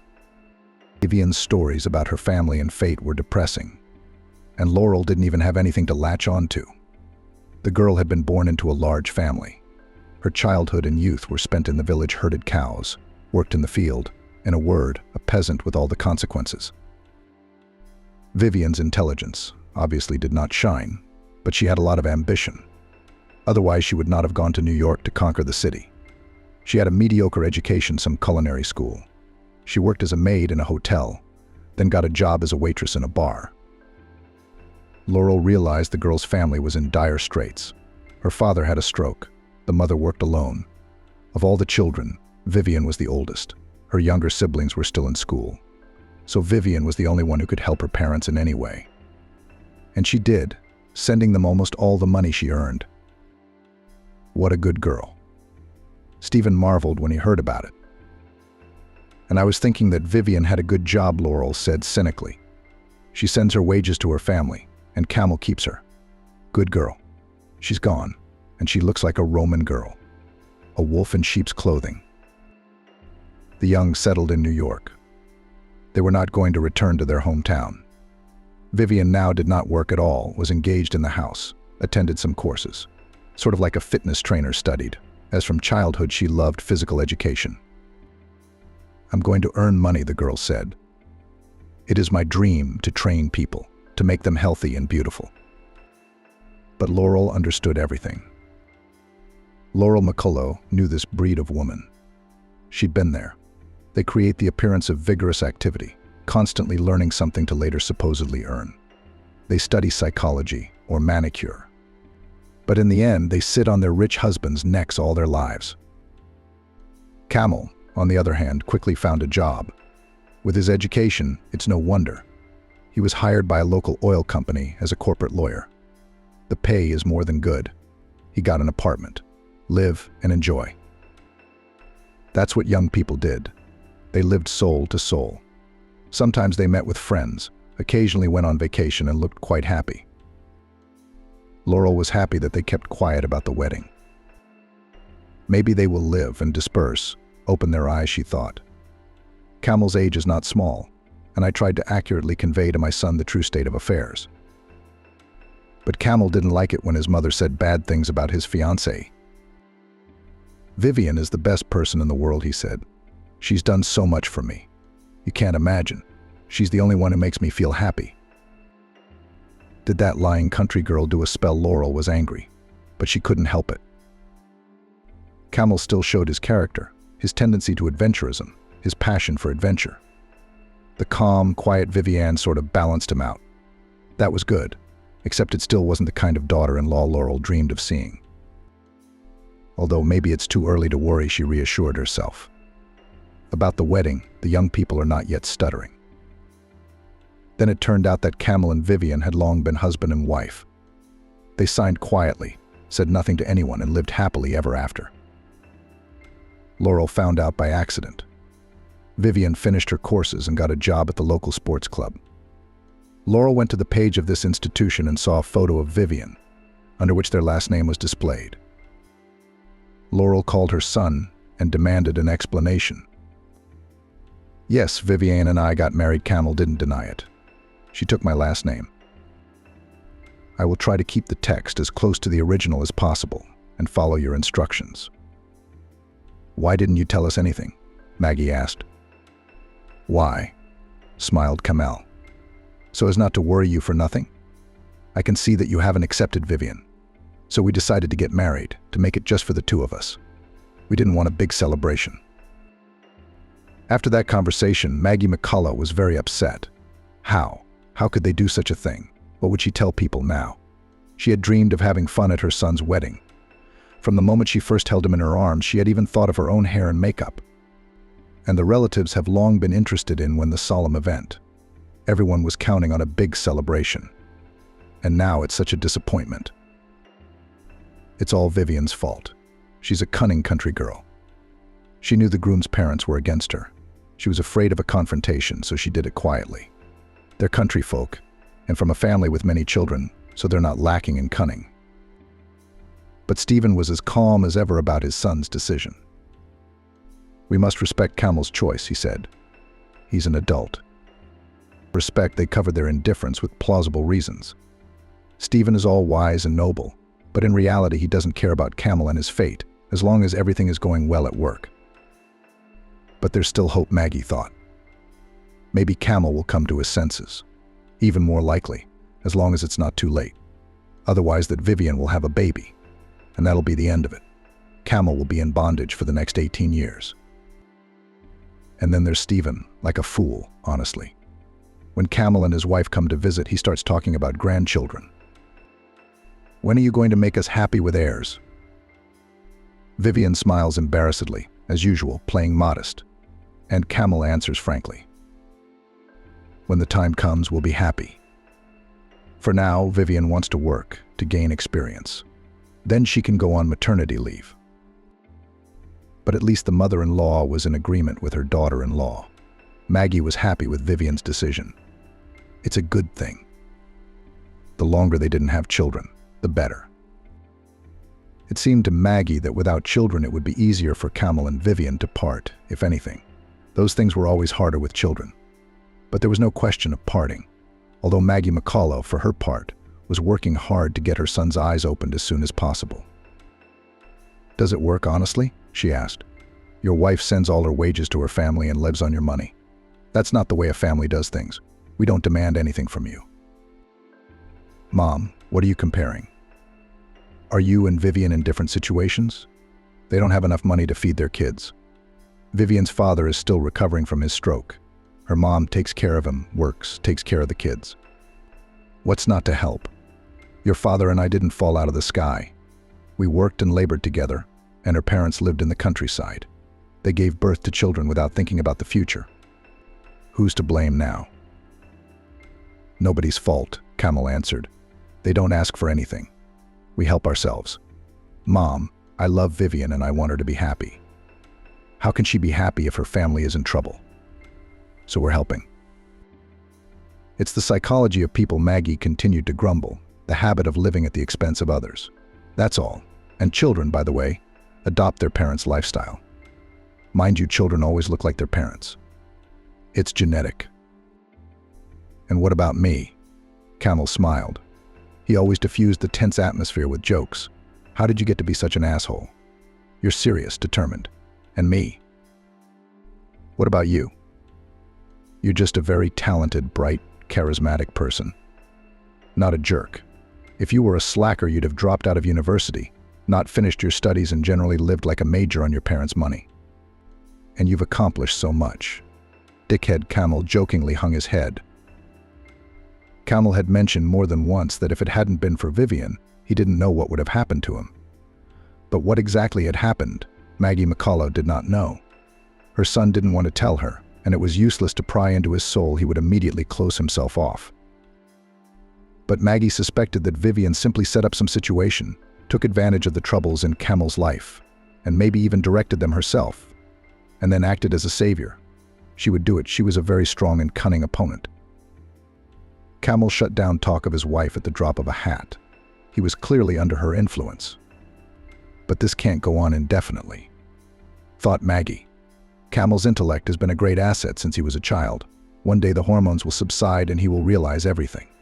And I'll be there when he does. I'll support him, help him if necessary. Several years have passed, but nothing in the relationship between son and daughter-in-law has not changed. On the contrary, it seems that they even began to plan a child. At least a colleague told Maggie that she saw Vivian in the Center for Reproductive Health. She has nothing to do there but to prepare for pregnancy. Maybe she's already expecting a baby. I mean, they're secretive. They don't talk about themselves. They live apart, come to visit occasionally. Things were not going the way Maggie McCullough had planned or dreamed. But otherwise, everything was fine. Her husband was still working. "Are you going on a well-deserved vacation, Maggie?" "I've had enough work. You can rest now," they told her. Camel's work was going better than ever. He, like his father, had even started to build his own business. However, he was in no hurry to leave his position. It was still unclear whether the business would work or not. Kostya is such a risk-taker, Maggie thought. Responsibility is not afraid of responsibility. Character. Only he should be an entrepreneur, a real business shark. This guy will definitely achieve a lot. And Maggie was proud of her son and loved him with all her heart. Maggie was proud of her son's success in his career, but she was concerned about his personal life. If we could just get Camel's personal life in order, it would be a thing of beauty, she thought. Vivian worked at a fitness center, earning a pittance and sending it to her family. "That's a good job," Maggie said wryly. Now she's worried about her offspring. I suppose she's determined to get Camel on her side. He still looks at her with affection and adoration. He won't wise up. That night, there was no sign of trouble. Maggie's husband, Stephen, was late for work, which was not uncommon. He was in the middle of a big inspection from Moscow. He literally slept overnight in the office, laying out the couch in his office and going to sleep there so he wouldn't have to waste time traveling in the morning. How many times Maggie had called him for a well-deserved vacation, begged him to leave. They lived in a big house, had a bank account, and investment deposits that were steadily earning interest. Live and be happy. Maybe you should start traveling? It's great to enjoy the fruits of your own labor all your life. It's time to work hard and honorable to know, but that wasn't Stephen. It was important for him to be involved in all this reports, estimates, new objects. Maggie understood her husband and felt sorry for him. She was afraid that he might not have a heart attack or a stroke. At an advanced age, such workaholism is not always a good thing. Maggie was home alone.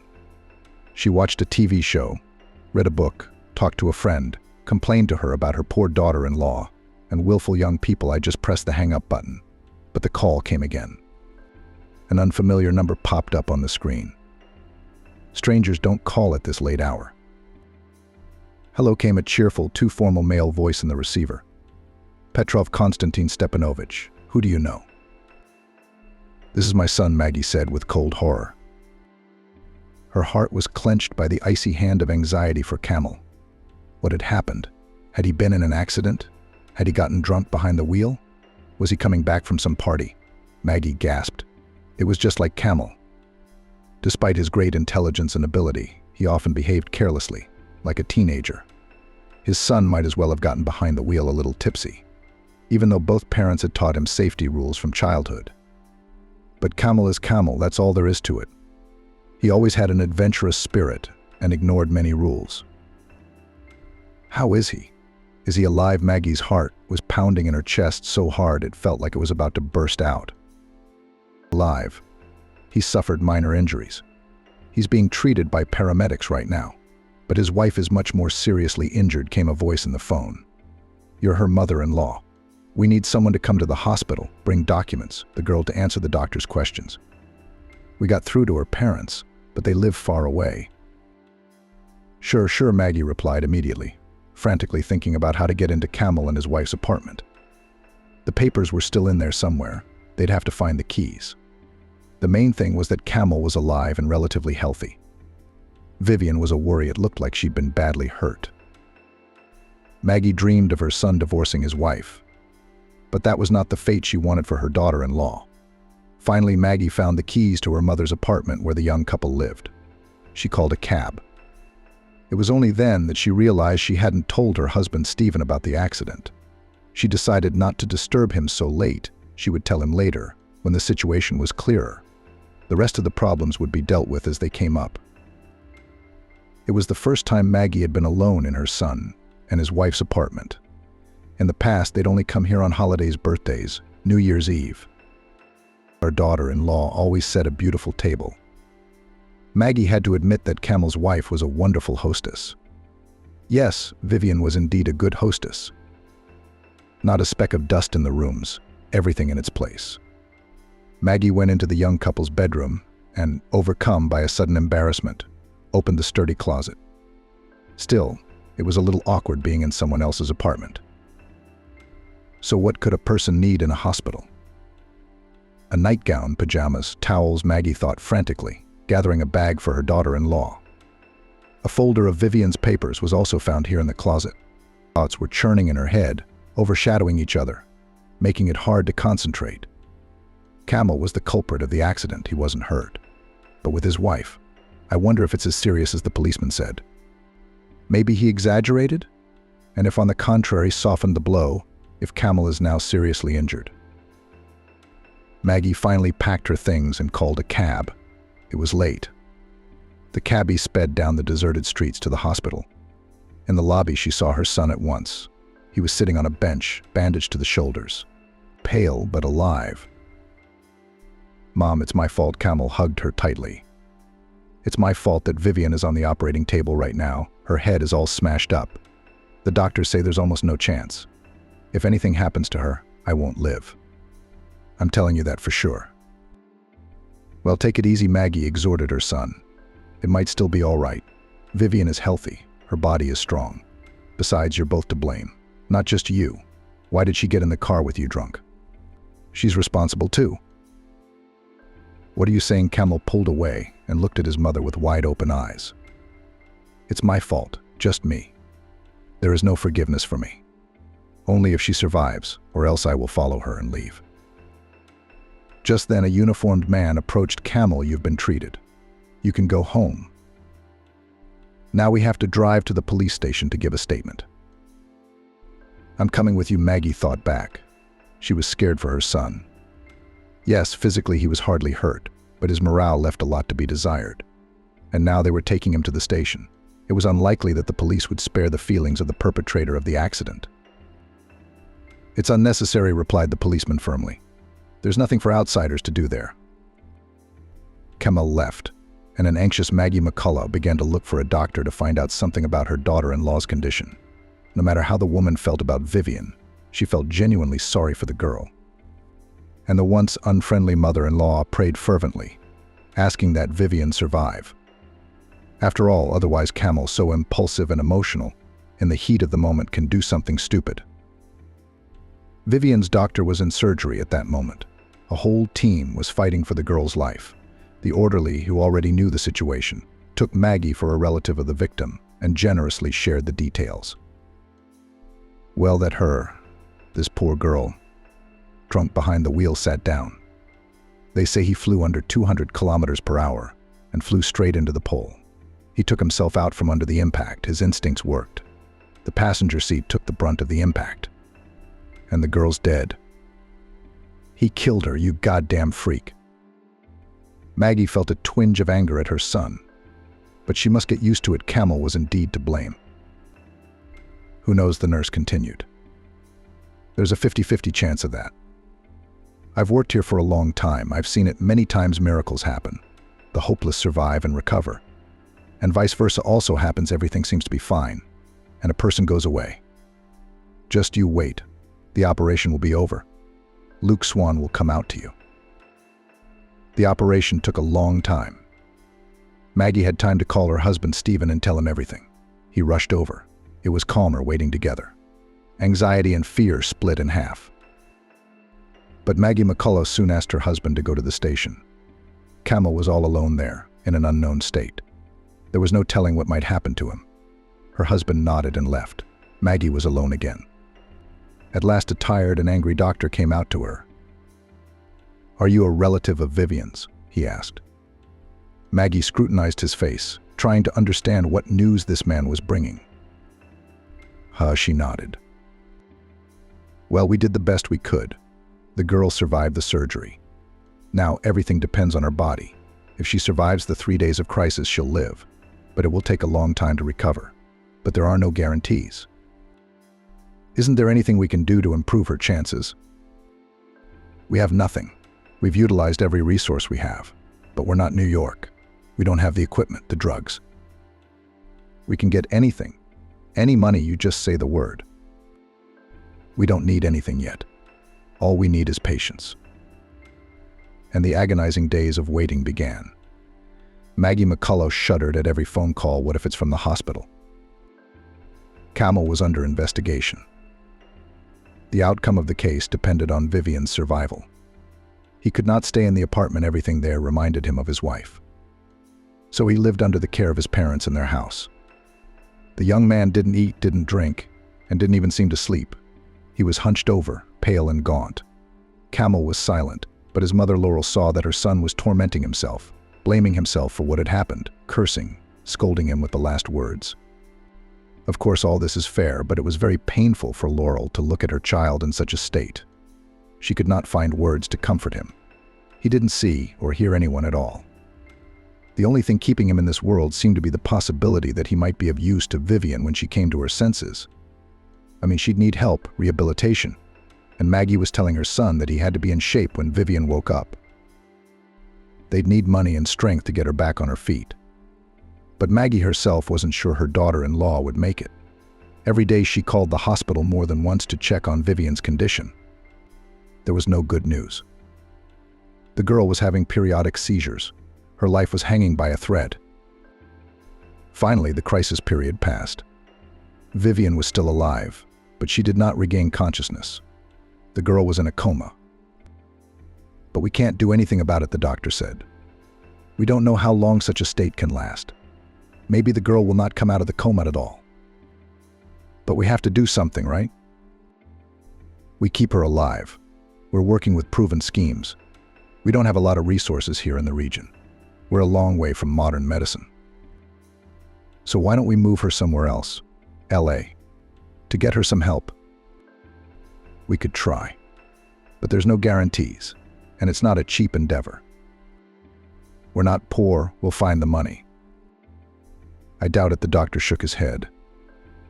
The sum is simply cosmic.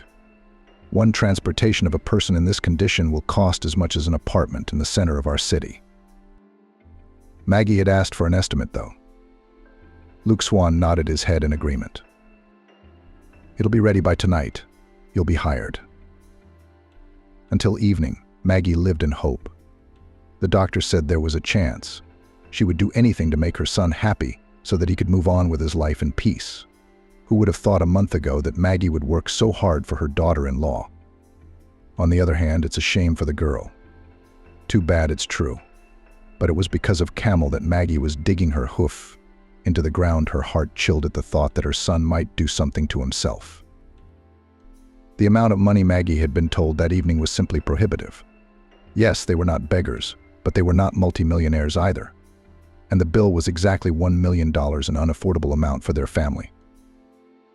Even if you sell all the property and empty the bank account. Hope flickered in the morning, but faded in the evening. Maggie sank helplessly into her chair, clutching her head with her hands. What was to be done? Camel strode past like a ghost. His cheeks were sunken, his skin a sickly, pale yellow color. Guilt was eating the boy from the inside out. Should I tell him about the money? What was the point? Where would he get it? No, that would give Camel another reason to kill himself. He can't even get the money to pay for his sweetheart's treatment. The next day, Maggie went to the hospital as usual. She was sometimes allowed into the intensive care ward, where Vivian was lying. The woman did not tell her son about these visits. He will definitely want to see his wife. But Vivian was in such a state that the sight would only bring down Camel, who was barely hanging on. The once vibrant girl has become a pale mummy. Her thin arms are tied together with IVs over the blanket. Wires from a multitude of monitors and apparatuses are stretched to her chest, keeping her withered body alive. His head is tightly bandaged. There are bruises under his closed eyes. If Camel saw what he'd done to his wife, he'd feel worse. Maggie spared her son's feelings and asked the staff to keep him away from his wife. Even money had to be given to a few people to be sure. Vivian would occasionally mumble something in her sleep. Maggie listened but couldn't make out anything. But more often than not, the girl lay quiet and still. If it were not for the heaving of her chest, one would have thought that she was no longer in the world. A sharp pity clutched Maggie's heart every time she saw her sister-in-law. The woman now wondered why she had disliked her so much. Friendly, helpful, industrious. And Kamel loves her. She should have made friends with her, found a common language. Poor girl, the daughter of parents with many children, who don't care about their eldest daughter. Vivian's mother came only once. It's understandable, no money, a sick husband, a bunch of kids. Maggie realized that Vivian's mother had no time to sit by her eldest daughter's bedside in the hospital. And there's no point, really. She once saw a program where people who came out of coma, claiming as if being in a helpless state, heard and felt what was happening around them. So her mother-in-law often apologized to Vivian. She also told her how Kamel was suffering and how they were all waiting for her recovery. Everything will be different now, Maggie promised. We'll live soul to soul, as a family, supporting each other. Just get well soon. In case you hear something, let you know that everyone is waiting for you very much. Vivian was suddenly worried. Maggie was not surprised it had happened many times before. The girl mumbled something again. Her mother-in-law leaned over to her face to try to make out the words. Maybe it would be possible to understand what kind of dream the girl was having. Anton Claridge. Anton Claridge? Maggie asked. It was the first time Vivian had ever said something so clearly. Maybe the girl was coming out of her coma.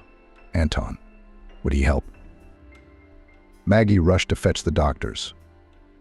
Little did Vivian speak, perhaps it was a good sign. But Dr. Swan, who approached the patient, shook his head negatively after looking at the readings. No, she's still in a coma. The instruments register a brief return of consciousness. It happens occasionally, but unfortunately it doesn't mean much. The girl is stable, but no improvement is imminent, and it is no longer likely that a miracle will happen. Time is running out, and time in her situation means a lot. Maggie returned home at that time in frustration. Anton Claridge, it was a name the woman remembered well. Vivian had said he would help. Was it a coherent ramble or a request for help? She couldn't forget her sister-in-law's words. No, she would find out who Anton Claridge was by all means. He might actually be able to help the girl. But how to find him, this mysterious man? Who is he, anyway? You could ask Kamel, of course, but it's better not to bother him. Kamel's therapists have already started working with him. It looks like progress is being made.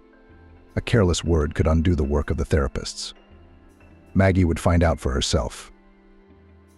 The woman decided to call Vivian's mother. Of course, she was understandably angry at Kamel and accordingly at all his relatives. But what to do? If Vivian can be helped in any way, would Maggie take that step? But Vivian's mother knew nothing about Anton Claridge. She sobbed into the receiver as Maggie recounted her daughter's words. The woman even regretted making the call. She tried to spare her son's life, but she didn't even think about the feelings of the victimized girl's unhappy mother. One should be more careful from now on. After pondering, Maggie McCullough decided to use the internet. But there were so many thousands of men of all ages besides Anton Claridge. It was not easy to find the right one among them, and yet Maggie didn't give up.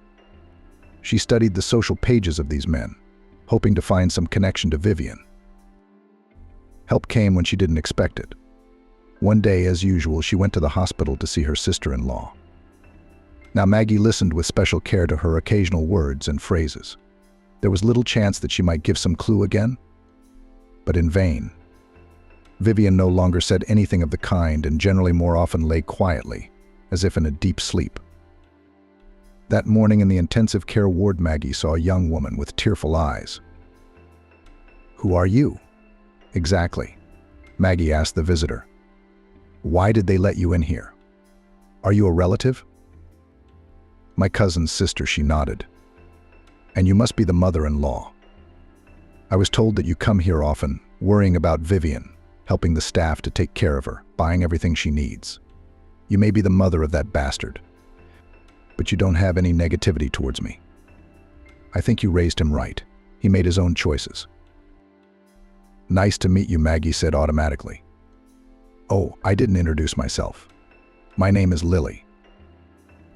I understand your situation, and I'll try to help by following directions." Vivian and I grew up together in the same village. We were very good friends, as we were related.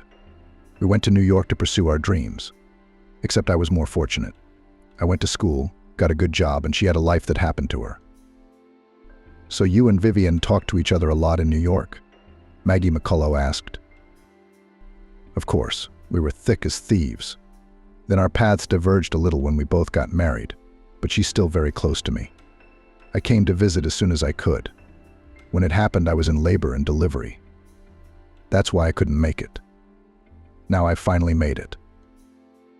I see. You see, Lily, I have a very strange question for you, and Maggie told her cousin Vivian about Em and Claridge. You know, Vivian sometimes mumbles incoherent things, but she said so clearly Em and Claridge will help. I've been trying to find him, but do you know who he is? Of course, how could I not have thought of him? He's a rock star, a very famous man. He sells out stadiums. You've heard his songs, even if you don't like rock. They're on every radio. But what does this pop star have to do with Vivian? He was head over heels in love with Vivian. Back then, Emin was just gaining popularity, but he was already a wealthy and powerful man. He dedicated songs to her. He was ready to do anything for her then, and maybe now too. But she chose Kamel. Your Camel? I'm sorry, but I didn't like him even then. Careless, infantile. But you can't follow your heart. Vivian fell in love. If I were her, I wouldn't hesitate. Emin is such a talented, kind, generous man. Wow. Vivian didn't just say his name by accident, did she? Of course not. Do you know how to find him? I don't. I don't have his phone number or contacts. I see, Maggie said. So I'll find him myself, see where he's performing, and go to the concert. Then I'll get to him and tell him what happened to Vivian. Maybe that will help. Indeed, Lily looked at Maggie with admiration. You're a wonderful person. It's strange that you have such a son. I would go with you, but I have to go to the child. Thank you, baby. You've been a big help already. Maggie smiled at her. I'll be fine, don't worry. Now Maggie's goal was to find this Emin Claridge, to find and talk to him. If Vivian thought he could help, then he could. The woman had a very specific and, most importantly, achievable task before her. Could she do it? Of course she can do it. It'll be all right. Vivian Maggie stroked her sister-in-law's thin palm. It's going to be okay. Maggie told her family she was going to Los Angeles to visit a friend. In fact, the woman had already bought a ticket to see Emin Claridge perform. He just participated in the tour and in the next few days will perform in Los Angeles. That's where Maggie would catch him, get through to him, no matter what it took. Stephen, of course, was surprised. It's strange. It's such a turbulent time. Are you going to a friend's house? What if there's something wrong with Vivian? It's a troubled time, isn't it? That's why I'm going, Maggie answered. My nerves are all shot, and I need to reset them. Laurel invites me to his place for a couple of days, says we'll walk along the waterfront, talk to each other. I need that. And if something happens to Vivian? Stephen repeated. Vivian's stable. She's in a deep coma, but her life isn't in danger yet. I talked to the doctor. Keep a better eye on Camel. Remind him from time to time that we need him. But of course Vivian will need his help soon. Stephen nodded. You're right. You do need a distraction. Maggie has really taken a lot of the heat in this difficult situation. Stephen was working and Camel seemed depressed about what had happened and withdrawn. Maggie needed a breather and a reset of energy. After getting on an airplane to Los Angeles, she checked into a hotel. The meeting with the former classmate she had told her housemates about was just a legend. In reality, Maggie's goal was to get to an Emin Claridge's concert and try to make her way to him. Walking along the promenade and enjoying the fresh air, Maggie pondered how to get to Emin. It won't work, then I'll have to look for him in another city and try again, she thought. But the doctors warned that the longer Vivian was in a coma, the less chance she had. Time was working against the girl and all of them. Maggie wanted to ask Emin to help with the money and getting Vivian to one of the best clinics in New York. They have the resources there to put such heavy patients back on their feet. And in their town, Vivian had virtually no chance. She would slowly fade away in a coma. Maggie couldn't let that happen. How would Camel live with that kind of guilt afterward? While Vivian was in the hospital, Maggie rethought the situation. She recalled various episodes and realized more and more clearly that Vivian was a kind, good girl. There was no better daughter-in-law for her well-to-do son. Now Maggie could not understand her own previous behavior. Why had she been so set against Vivian? Why did she want to see the daughter of wealthy parents by Camel's side? Foolishness, a relic of the past. Now Maggie had only warm feelings for Vivian, affection, tenderness, sympathy. And of course Maggie was very anxious about Vivian's future. No matter what happened, they would certainly not abandon her, just so long as Vivian came to her senses. And that evening there was a concert at the local concert hall. It seems that this Claridge's is really quite popular.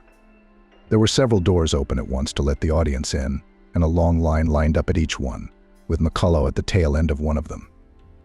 The crowd varied from young teenagers, almost children, to people of advanced age. So Maggie didn't stand out. Some were laughing, some were singing songs from the Claridge repertoire. Apparently carefree people who came to enjoy the performance of their favorite performer and spend a pleasant evening. Maggie, on the other hand, was here on a mission. The woman, standing in line, looked at numerous posters of Claridge. He was a handsome man, but older, about 10 to 15 years older than Camel and Vivian. Nice looking, and he had good eyes, like he cared. I just wish he'd help me, if only he'd help me. You never know. Maybe Vivian and her cousin really sincerely believe in his unearthly love and sincere feelings. And in fact, he has a carload of people like Vivian. Creative people, they are so in love, emotional, quickly flare up, quickly and cool down. They forget. And McCullough sighed. She had so much hope for this man. They simply had no one else to turn to. The concert itself lasted about 2 hours. Claridge gave it his best. There was a frenzied energy from him that the people in the audience could feel. They were shouting his name, singing along, dancing. Maggie didn't notice how she was infected by the general mood. Strangely, she liked Claridge's songs. She wasn't much of a fan of modern artists, prejudiced against them. And for good reason. Claridge's songs had everything meaning, memorable melodies, striking energy and rhythm. Many of the songs seemed vaguely familiar. Well, of course, Lily had said Claridge sounded from every iron. Surely Maggie had heard him before. During her break, she went to the nearest flower store and bought a bouquet there for a lot of money. Of course, the woman had put a note in it just in case. Ideally, she wanted to be able to tell Claridge herself, but she didn't know how it would work out. In the note, she outlined the situation with Vivian in a nutshell with no details. It simply said that the girl was in trouble and asked Claridge to come to the back door of the concert hall at a certain time. She would be waiting for him there. The second half of the concert was just as energy-filled as the first. The crowd cheered to see their idol. Maggie involuntarily adopted this general mood. Claridge now seemed almost omnipotent. He would surely help Vivian. And now, at last, the moment was right. The last song was played, and people rushed to the stage. Many people carried flowers for the singer. Some just rushed to shake his hand. Claridge was in no hurry to leave. He seemed to want to talk to the audience, too. Several guys from the audience, noticing an elderly woman, made their way to the stage and helped her. Some pushed people, others gently led Maggie behind them. And there she is standing at the stage with her bouquet, and Claridge looks at her and smiles warmly. This is the moment of truth. It couldn't have come at a better time. Vivian's in trouble. Maggie shouted loudly. The Vivian who was a waitress at the bar. Is that where you met her? The smile slowly slipped from Claridge's face, and anxiety appeared in his eyes. The older woman was cheering. He remembered the girl named Vivian. It seemed to really still mean something to him. Maggie was perfectly able to read emotions, and saw that her words made a strong impression on the man. Wait here, Claridge asked. Then he ran up to one of the guys on the stage, dressed in a black shirt and black pants. Apparently it was his assistant. Claridge said something to him. He nodded. Maggie had already been pushed off the stage. From the situation described, Claridge continued to interact with the fans, but his face was no longer as carefree and happy as it had been after hearing Maggie's disturbing news about Vivian. A couple minutes later, Maggie is approached by the same guy from the stage. Hi, Claridge wants you to wait for him in the dressing room. Come with me." The dressing room was a huge room with lots of mirrors and couches. There were bags everywhere, clothes lying around. Maggie cautiously sat down in a chair. "Wait here." The attendant smiled politely. "Claridge will finish on the stage and come back here. I have to go." Maggie spent about 40 minutes alone. The crowd still wouldn't let go of their idol. And then Claridge came in tired in a soaked t-shirt. Alarmed, he immediately grabbed a bottle of water from the table and emptied it almost in one go. Then he sat down across from Maggie and looked her straight in the eye. "Let's get right to the point. What happened to Vivian? That's a really important person to me." And Maggie told. It was hard to confess things to this man, such as her initial attitude toward Vivian, her husband's terrible act.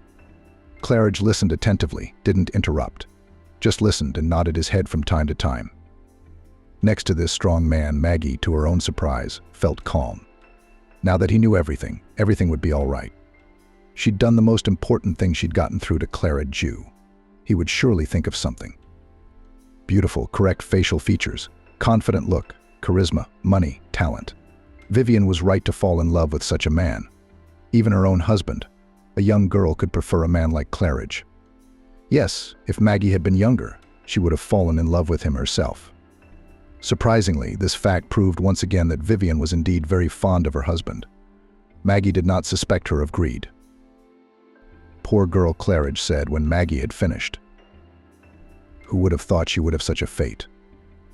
Your son. I'm sorry, of course, but what he did was extremely irresponsible, to put it mildly. I didn't like him right away.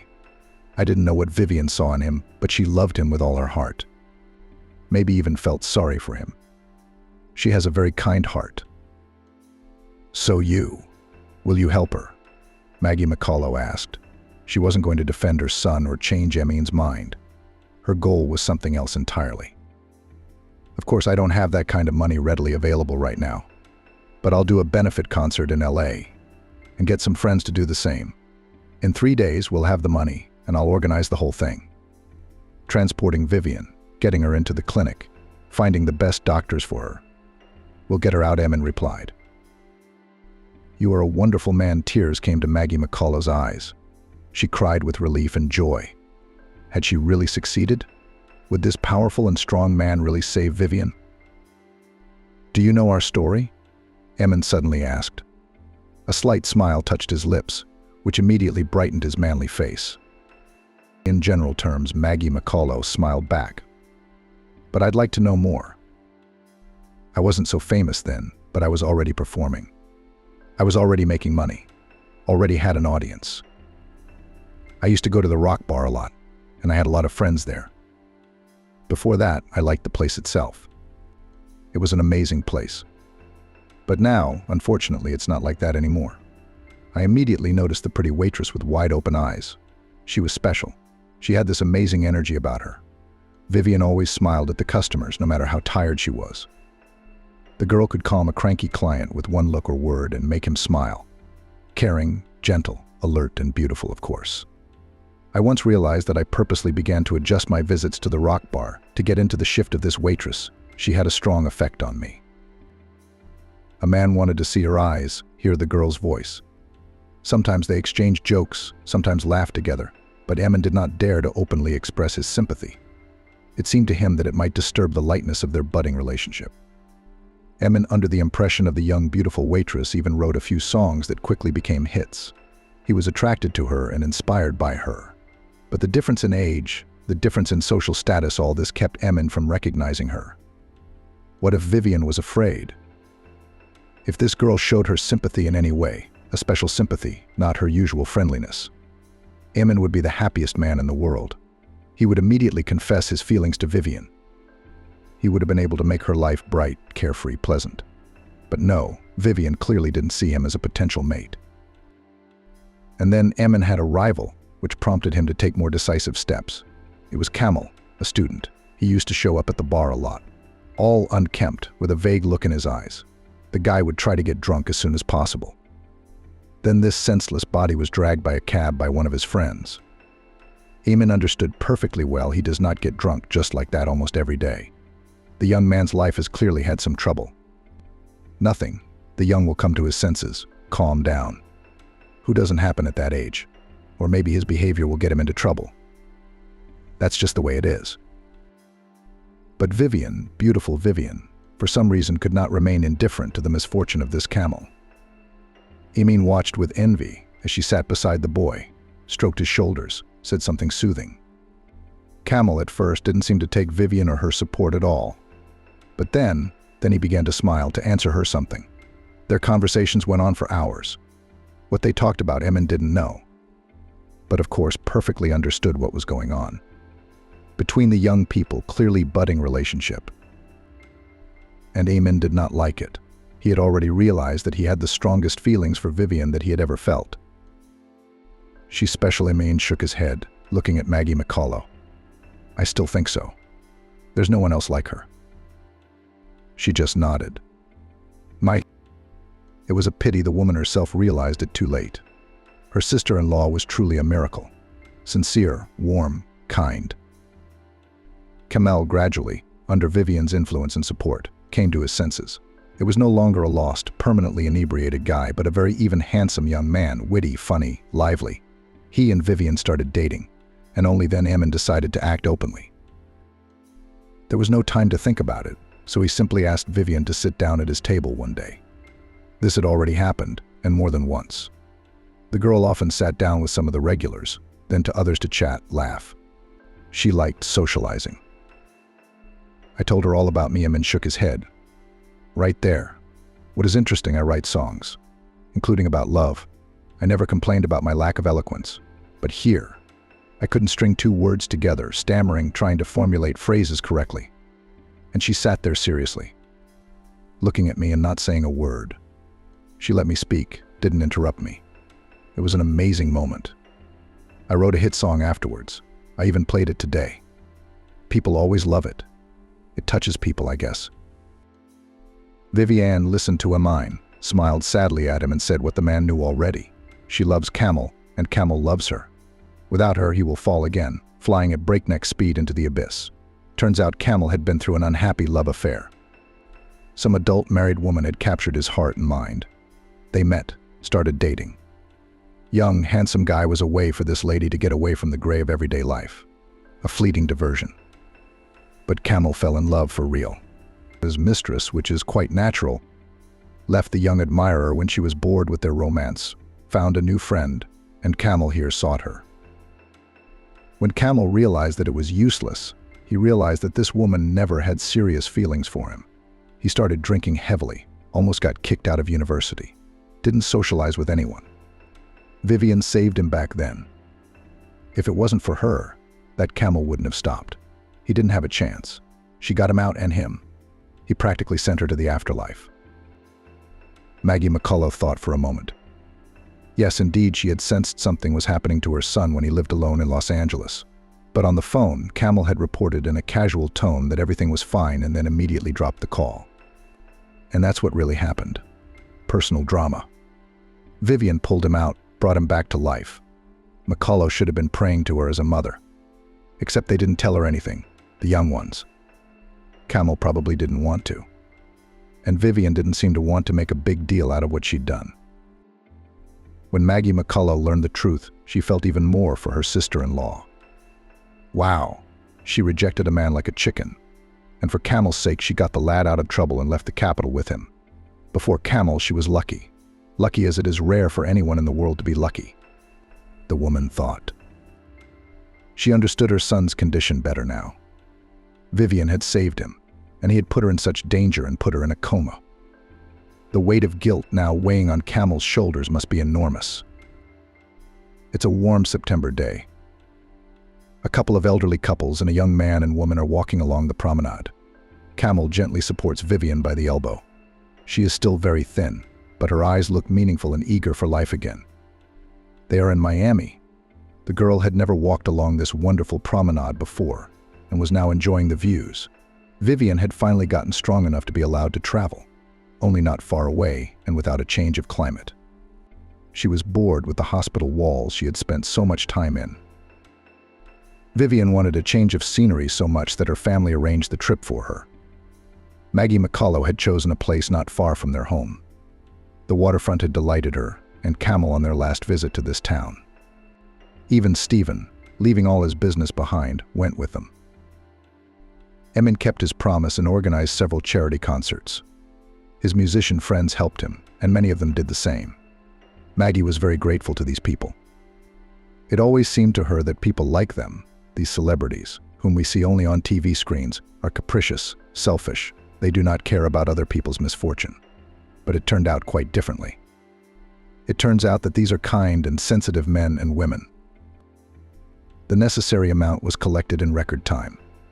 Emin, among other things, took on himself all the cares for the transportation of Vivian and her placement in the right clinic. It was not easy, because there was always a huge queue for doctors dealing with such cases. People from all over the country sought this center, despite the exorbitant rates. Experimental methods were practiced here.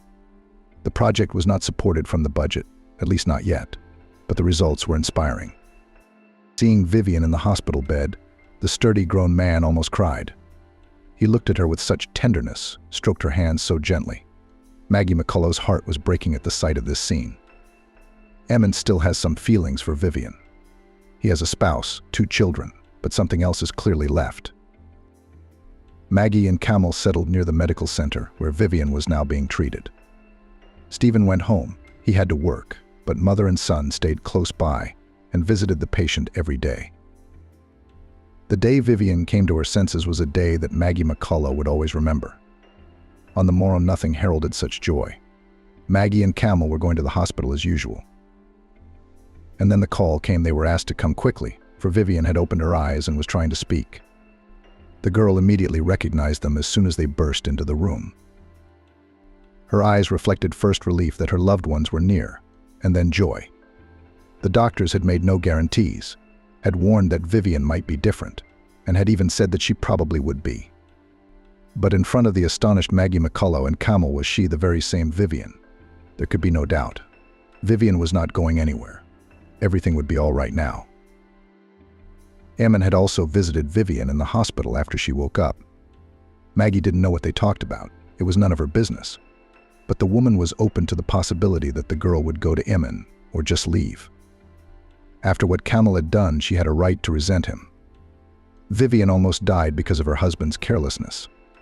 Well, would Maggie McCullough have accepted such a decision from her daughter-in-law? But Vivian never separated from her husband. She loved Camel no matter what, and held no grudge or anger against him. It was my fault too. Vivian shook her head. I saw him drinking and sat down with him. I didn't talk him out of it. I didn't even try to talk him out of doing something dangerous. Did you want to get home so badly? I figured it'd be okay. I mean, we could have both died. Fools. The recovery was long and difficult. Maggie McCullough, Camel, even the ever-busy Stephen were all there for Vivian, helping her, supporting her. Sometimes we had to force her to do exercises through pain and tears, and then calm her down. But the result was impressive. Vivian first sat up, then stood up, then started walking. And now she is almost the same as before, only very weak and cannot gain weight. But the doctors say she'll get there. They were generally very complimentary of the patient and her support group. Camel has changed a lot because of this situation. He has become more mature, responsible, and serious. He now practically never leaves Vivian's side, warns her every wish, protects her. Youthful adventurism, carelessness, disregard for rules and frameworks, all this is in the past. It was all gone. Maggie McCullough was glad to see it. The accident that could have ruined the lives of so many people was a serious lesson for everyone. Maggie had learned a lot about her sister-in-law, and now saw her through very different eyes. The woman in general has changed a lot, became more attentive and tolerant to people, learned to notice other people's troubles and sorrows, and got involved in old age rock.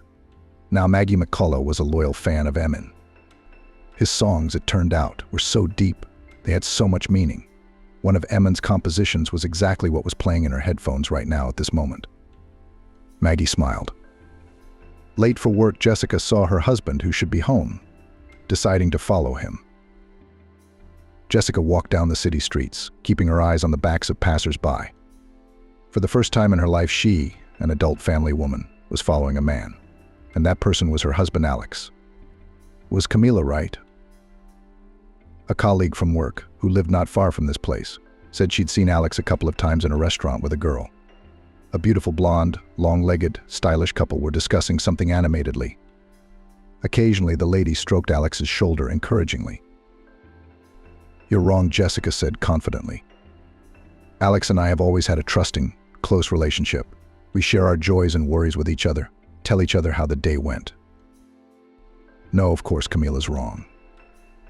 She's only seen the man a couple of times in her life, so she's confused him with someone else. Camila was generally skeptical about Jessica's marriage. The woman's acquaintance with Alex had taken place practically in front of her eyes, and she had then confidently declared that the relationship had no prospects. "Oh, mate, if I were you, I wouldn't get enchanted before the time, so as not to be disappointed later," Camila said. "We've been there, we know. Everything hurts afterwards." Jessica realized that there was some truth in her colleague's words. But next to Alex, she felt so loved, so protected. He looked at her with love and tenderness, protected her, tried to please her. It could not be a deception. "It's not the experience," Camila said in response to Jessica's objections. "Right now, he really feels that you are the woman of his life, hormones, confetti bouqueting period, all that. But as time passes, he'll take a sober look at the situation and realize everything." Jessica realized that maybe her friend was right. After all, Alex was so perfect, so handsome. His turquoise eyes and tanned face, the dimples on his cheeks when he smiled. Jessica was ready to admire his smile endlessly. She had never felt this way about anyone before. Alex, a lead engineer at a major oil company. He supervises almost 100 people.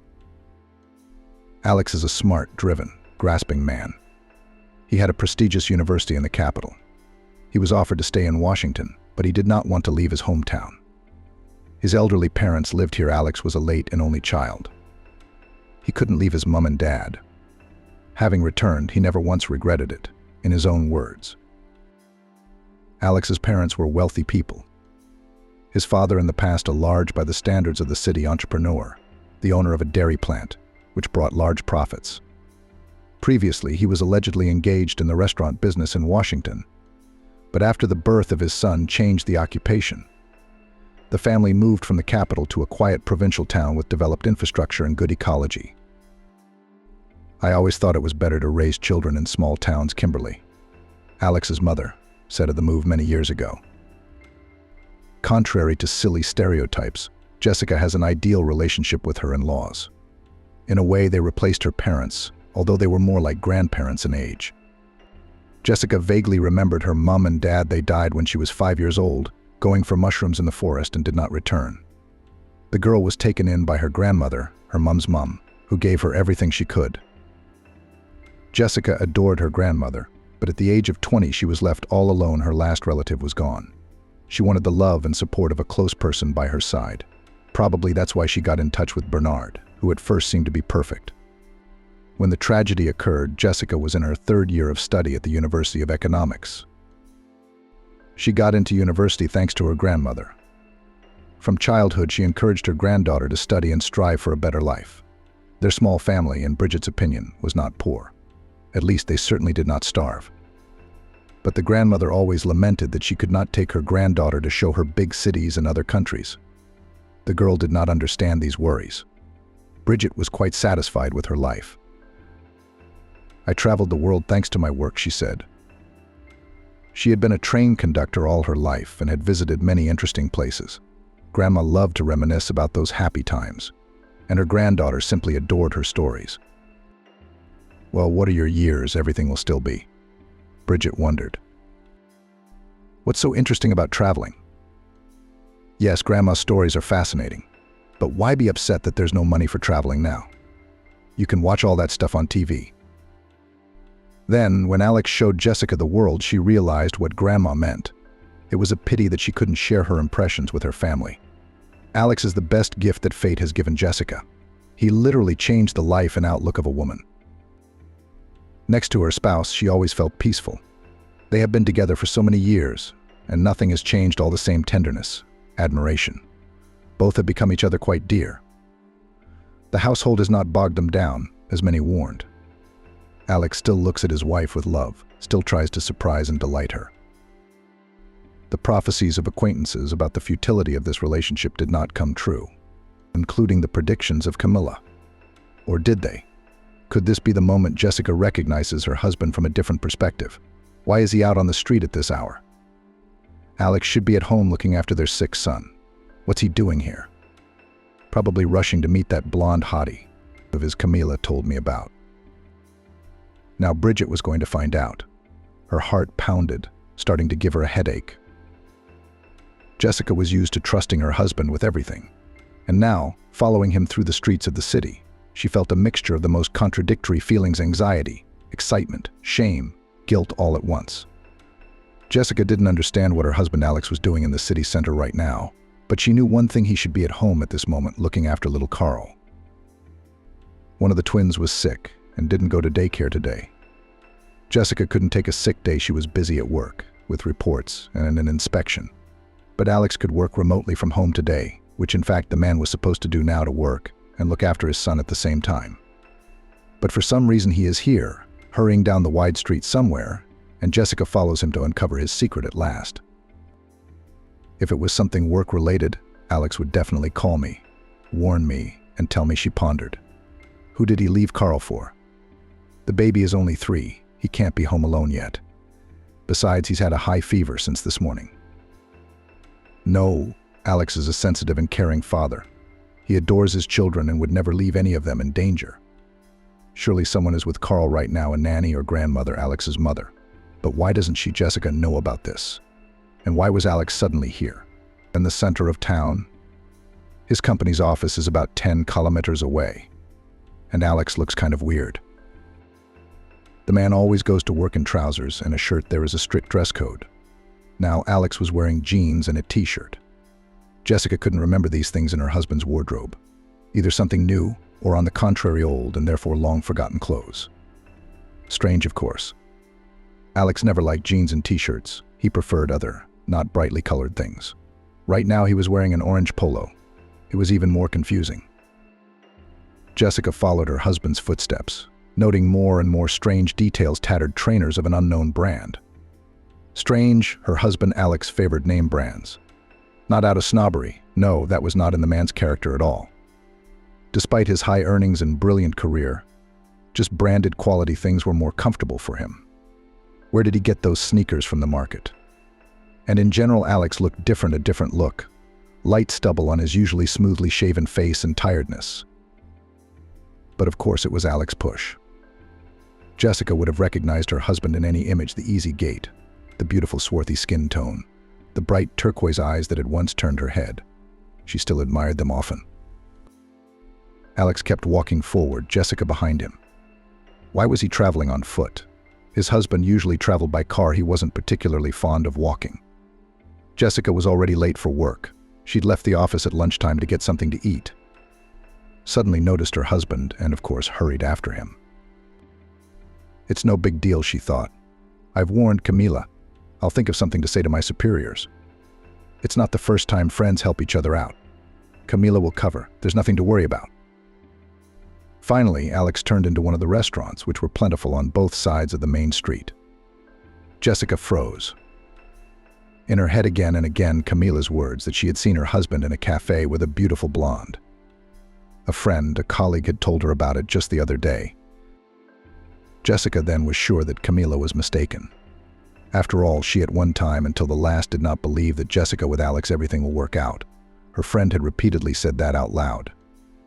Camilla's own experience showed that it was simply impossible. Alex was handsome, promising, wealthy, young and free. And she, Jessica, too, of course, beautiful. You can't argue with that. But she's still a different kind of bird. Jessica lives in a cramped one-room flat inherited from her grandmother. She works in a small firm as an economist for a pittance. And most importantly, she's raising her daughter alone. Who needs someone else's child? Does the prince need a woman with a burden? Camilla questioned. So go for a walk. Meat will do. I wouldn't count on a serious relationship if I were you. Her colleague's words sounded quite logical and convincing. Indeed, why would Alex want someone else's child? And his parents would probably be against it. Jessica hadn't met her parents-in-law yet and couldn't imagine how happy they would be for Jessica and her daughter Lillian. Still, meeting Bernard had a positive side. He'd given her a beautiful, healthy daughter. And then he was gone. Just vanished from Jessica's life. The commitment of family life was weighing on him. The bloke wasn't ready. Well, it's hard to blame him for that. It was Jessica's decision to keep the baby, and it wasn't an easy decision to make. Jessica still shuddered at the desperate situation she found herself in almost 13 years ago. She was just a few steps away from making the biggest mistake of her life. The logical and easier thing for her to do at that time was to have an abortion. It's a blessing that a very young Jessica didn't. Lillian is now 12 years old. Tall, slim, big-eyed. She looked like Bernard, but no one was upset about it. Bernard was a real beauty, dark skin, almond-shaped eyes, shiny black hair. He had a touch of Oriental blood in him, high cheekbones, well-defined lips. All this was passed on to Lillian. She was already a teenager, a young girl. When Jessica went out with her daughter, she often caught glances from boys and even older boys. Just a little more, and her daughter would blossom into a beautiful girl. The thought that she might not be there at all sometimes sent shivers down Jessica's spine. When her grandmother died, Jessica was left all alone. Jessica had been an adult for a long time, 20 years old, after all, but in fact the girl felt almost a child. Her grandmother always took care of her, cooked delicious dishes for her granddaughter, calmed her down, even woke them up in the mornings at the university. She surrounded Jessica with care and love, like a warm, cozy blanket. And now the girl was unbearably cold, homesick, and scared. Jessica missed her grandmother desperately. She cried a lot during that difficult period. In public, of course, kept to herself, but at home she gave vent to her feelings, sobbing, wailing, pouring out her grief. The realization that she was all alone frightened, and even panicked her. How can you live in the world if no one wants you or cares about you? Jessica needed a shoulder to lean on, a friend, a loved one. And that's when she met Bernard. The dark-haired, good-looking guy worked part-time as a janitor on her property. Always cheerful and smiling, energetic and agile, a total positive. Jessica noticed, of course, that the young janitor looked back at her when she came home from the steam. But guys like that, they probably don't miss a skirt at all. After a while, Bernard began to greet Jessica and smile broadly at her. The girl could not remain sad, and sad at such moments Bernard smiled too infectiously. No one could resist. Somewhat imperceptibly, the girl developed a liking for this guy. Their relationship had grown to the point where they sometimes talked about things around the house. Now, Jessica knew that Bernard came here from the village. His family was there. He served in the army, went to college, but he didn't have enough money. His parents were poor, to put it mildly. So he works part-time. Bernard also knew a lot about Jessica, for example, that she lived all alone and studied at a prestigious university in economics. One day, Bernard asked Jessica out on a date. The girl was taken aback by such an offer. Bernard was clearly very embarrassed, blushing, stammering, looking under his feet. It was not at all like the conversation of a cheerful young man, and so it looked especially sweet and touching. Of course, Jessica agreed. Bernard had no money, so the young people went to the seafront. They walked, talked, held hands, then kissed. Jessica felt more and more attracted to Bernard. He was so nice, so interesting. He'd just turned 22, but he'd seen and learnt more in his years than Jessica had ever dreamed of. Her life was relatively calm and prosperous, while Bernard had to work from the age of 11 to help his family, go through the army, get into serious trouble and get out of it. Bernard's life was a constant adventure. At home at the entrance, the girl suddenly realized that she did not want to part with him at all, but she didn't dare to invite him back to her place. Then she didn't dare. Later, Bernard did move in with her, and Jessica was happy with him for a long time, almost 2 years. Bernard masterfully fried potatoes and eggs, cleaned the flat in a flash. All this guy did much better than Jessica, whom her grandmother raised like a princess, protecting and pitying. He also knew how to fix taps and repair furniture. Life had taught him all that. Most of Jessica's time was taken up with her studies. Bernard was not particularly in need of science. He was listed in the construction school, but almost never appeared there, preferring to earn money. But that wasn't so good either. Casual earnings, part-time janitor's salary, and Jessica's social scholarship, that's all the components of the budget. I had to cut back on everything. It was a little frustrating for the guy, as he wanted a beautiful life. But Jessica was happy, as it was the main thing, was that there was a loving person around. Bernard was so sensitive, so understanding. He always knew when Jessica needed support and provided it. The guy was never stingy with words and generously bestowed the girl with compliments that made her melt. Bernard often went out with his friends without Jessica, and she didn't seem to mind she had no time to go out anyway, because she had a lot of projects to do at school. Sometimes, though, Jessica was jealous when she saw Bernard going out with his friends. What if there are other girls there? Bernard is so handsome, so outgoing. Who could resist him?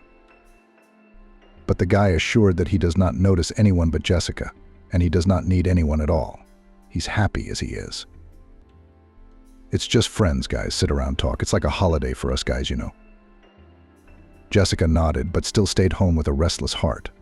Her intuition told her that not everything was as smooth as Bernard said, but the girl consciously silenced that weak inner voice. 2 years flew by like a day. Jessica was already in her final year. Bernard was also finishing his technical school. Soon they would both be professionals, they would be able to get jobs, and then, finally, there would be no need to save money on the essentials. Maybe they could even go to the seaside. That would be marvelous. One February morning, Jessica realized she was expecting a baby. Of course, she and Bernard hadn't planned any children yet. Why should they? They were still on their own 2 feet, barely scraping by. But an unplanned pregnancy isn't an isolated incident. It happens all the time. Jessica's not the first, and she won't be the last. People manage somehow. And yet the girl was scared. She even had sweat on her back as she looked at the 2-stripe test she'd taken to know for sure. How will Bernard react? He'll probably freak out at first too. But he's such an all-rounder, such an experienced bloke, he certainly won't be confused. He'll say it'll be all right. We'll support, as always. We'll smile his trademark smile, and Jessica will immediately feel calm. Except Bernard's reaction was quite different. A baby? The guy even staggered away from Jessica upon hearing the news. What baby? Are you sure? I'm sure. 2 tests came back positive. Jessica nodded. Of course, she understood everything perfectly well. But what could she do if this little man was already living under her heart?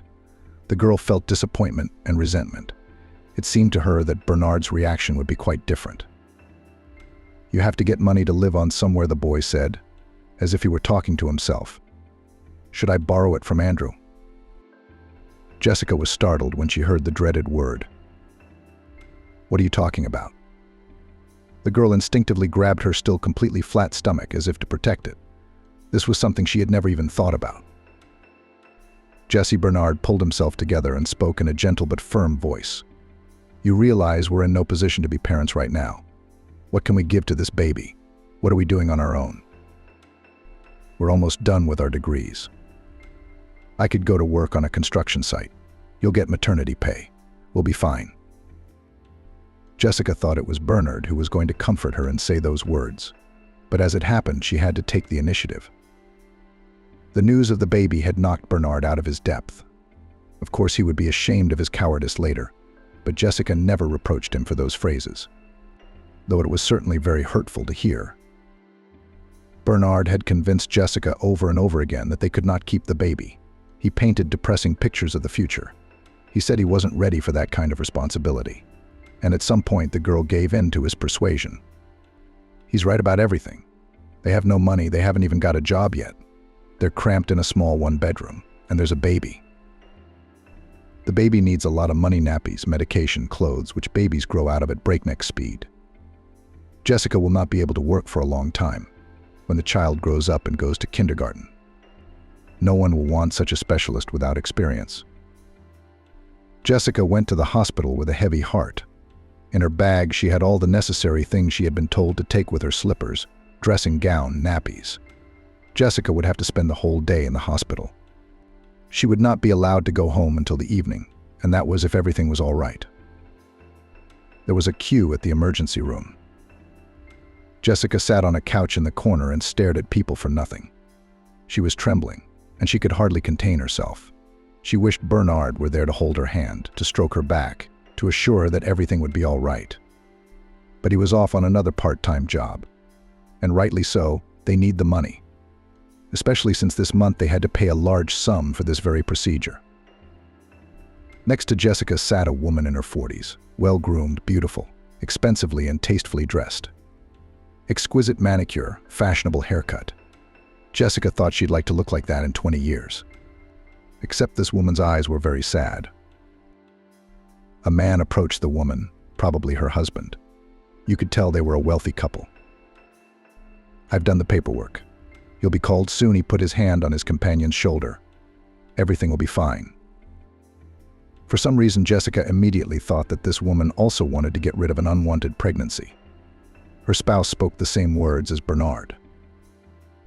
"It's going to be okay. Calm down, really. Why would they, people their age, need a baby? An accidental pregnancy, I suppose. What could be good?" Jessica's neighbor looked up at her husband. "What could be good about this whole situation? 11 IVF protocols, 5 frozen pregnancies. Again, those painful procedures, treatment, recovery, and then on again." You could see that the woman was on the verge of a nervous breakdown. In her companion's eyes there was so much pain, so much sympathy. He did not know how to help his wife and what to say to her words. So he just hugged her. "How stupid I was," almost whispered the woman. "I was afraid then that I could not cope. I was just finishing school, ahead of the university career. My son would be 24 years old now. I knew it was a boy. I felt it right away. And now I'm paying for that mistake all my life. Serves me right. I'm right not to have any more children. It's a punishment." The man continued to comfort his wife in silence, stroking her back, her hair, squeezing her palms in his hands. He couldn't seem to find the right words. Jessica looked at the adult couple, eyes wide. She understood everything from their brief dialogue. Long ago, when she was a high school student, this woman had an abortion, and now, because of its consequences, she could not have children. She is tormented, worried, spends a lot of money, a lot of time to realize her dream of motherhood. But it doesn't work. Jessica suddenly realizes that she will never get rid of her baby boy. She already loves it, even though it's still just a cluster of cells. That's what Bernard called their baby when he insisted on terminating the pregnancy. Jessica is all grown up now. She's almost finished university.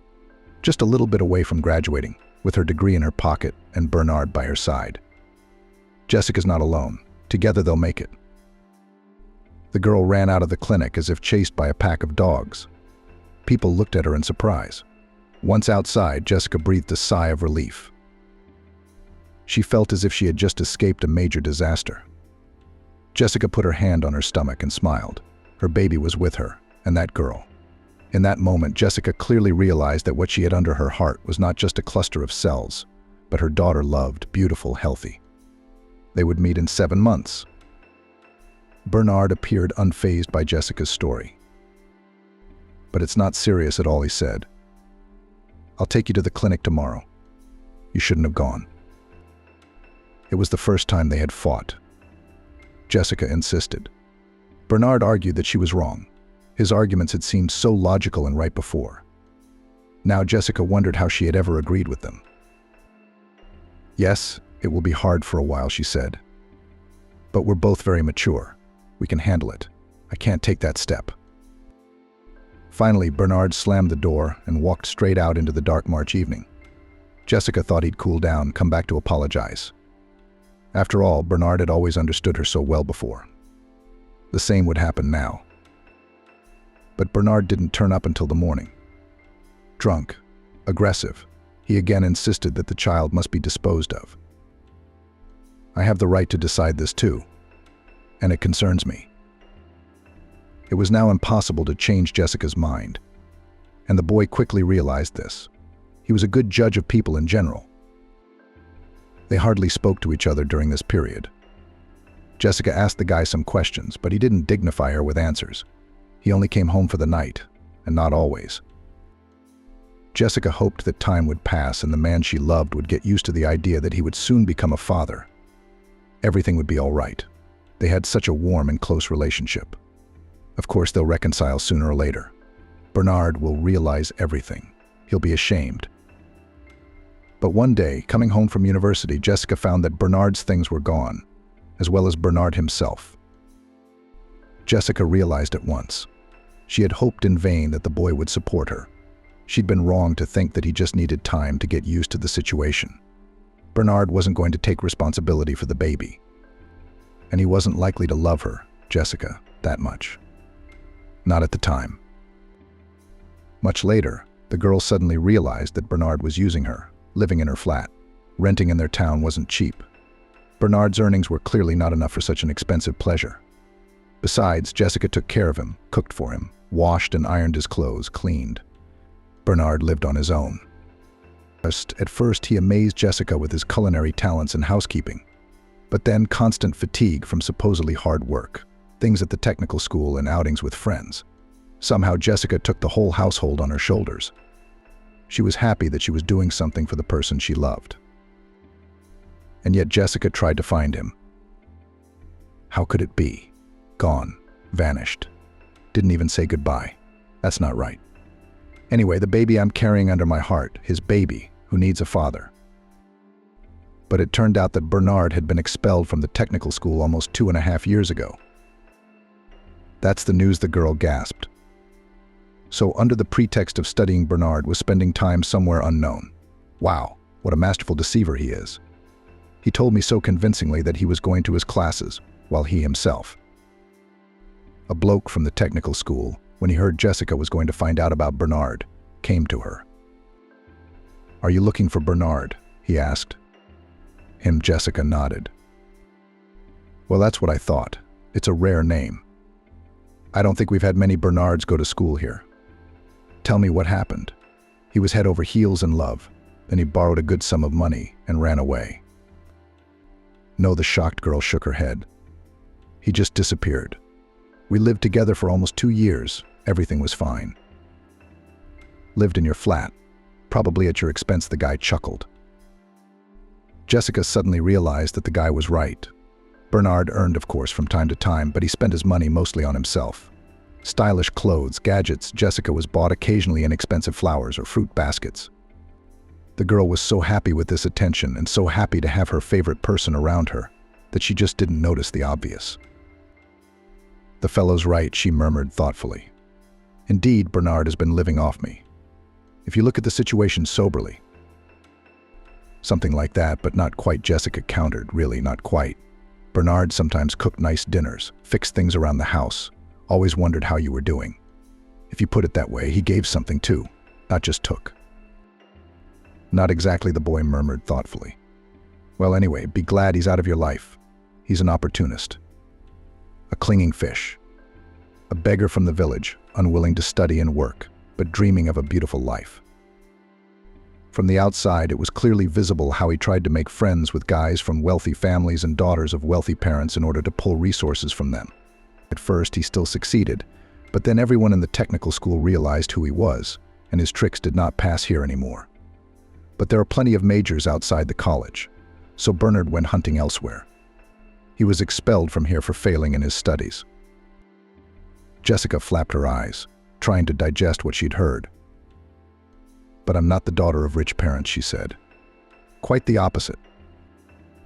I have a flat, a steady source of income." Jessica thought and nodded. "Well, I'm sorry, but it's written all over your face that you're naive and inexperienced. It's easy to fool a girl like that. Bernard didn't have a place to live. That's why he picked on you. He's been living in a safe haven for a while, never mind not being able to pay the rent. I'm sure all this time he was still on the hunt." Jessica thought for a moment. Yes, indeed, Bernard was often disappearing with some friends of his that the girl knew nothing at all about. Perhaps the bloke was right, and now he'd probably found someone more suitable. So he's gone and left her. You should be glad that Sponger's gone. And if he ever shows up after another failure, chase him away. Don't even let him on your doorstep. That's my advice to you," said the boy. Jessica didn't believe the guy, because it was very hard to realize that the person you were so in love with wasn't who he said he was. Overcoming her natural shyness, Jessica interviewed a few more people. She chose the older ones, seniors, almost graduates, and yes, some of them remembered Bernard. They spoke of the young man in much the same way the first guy had.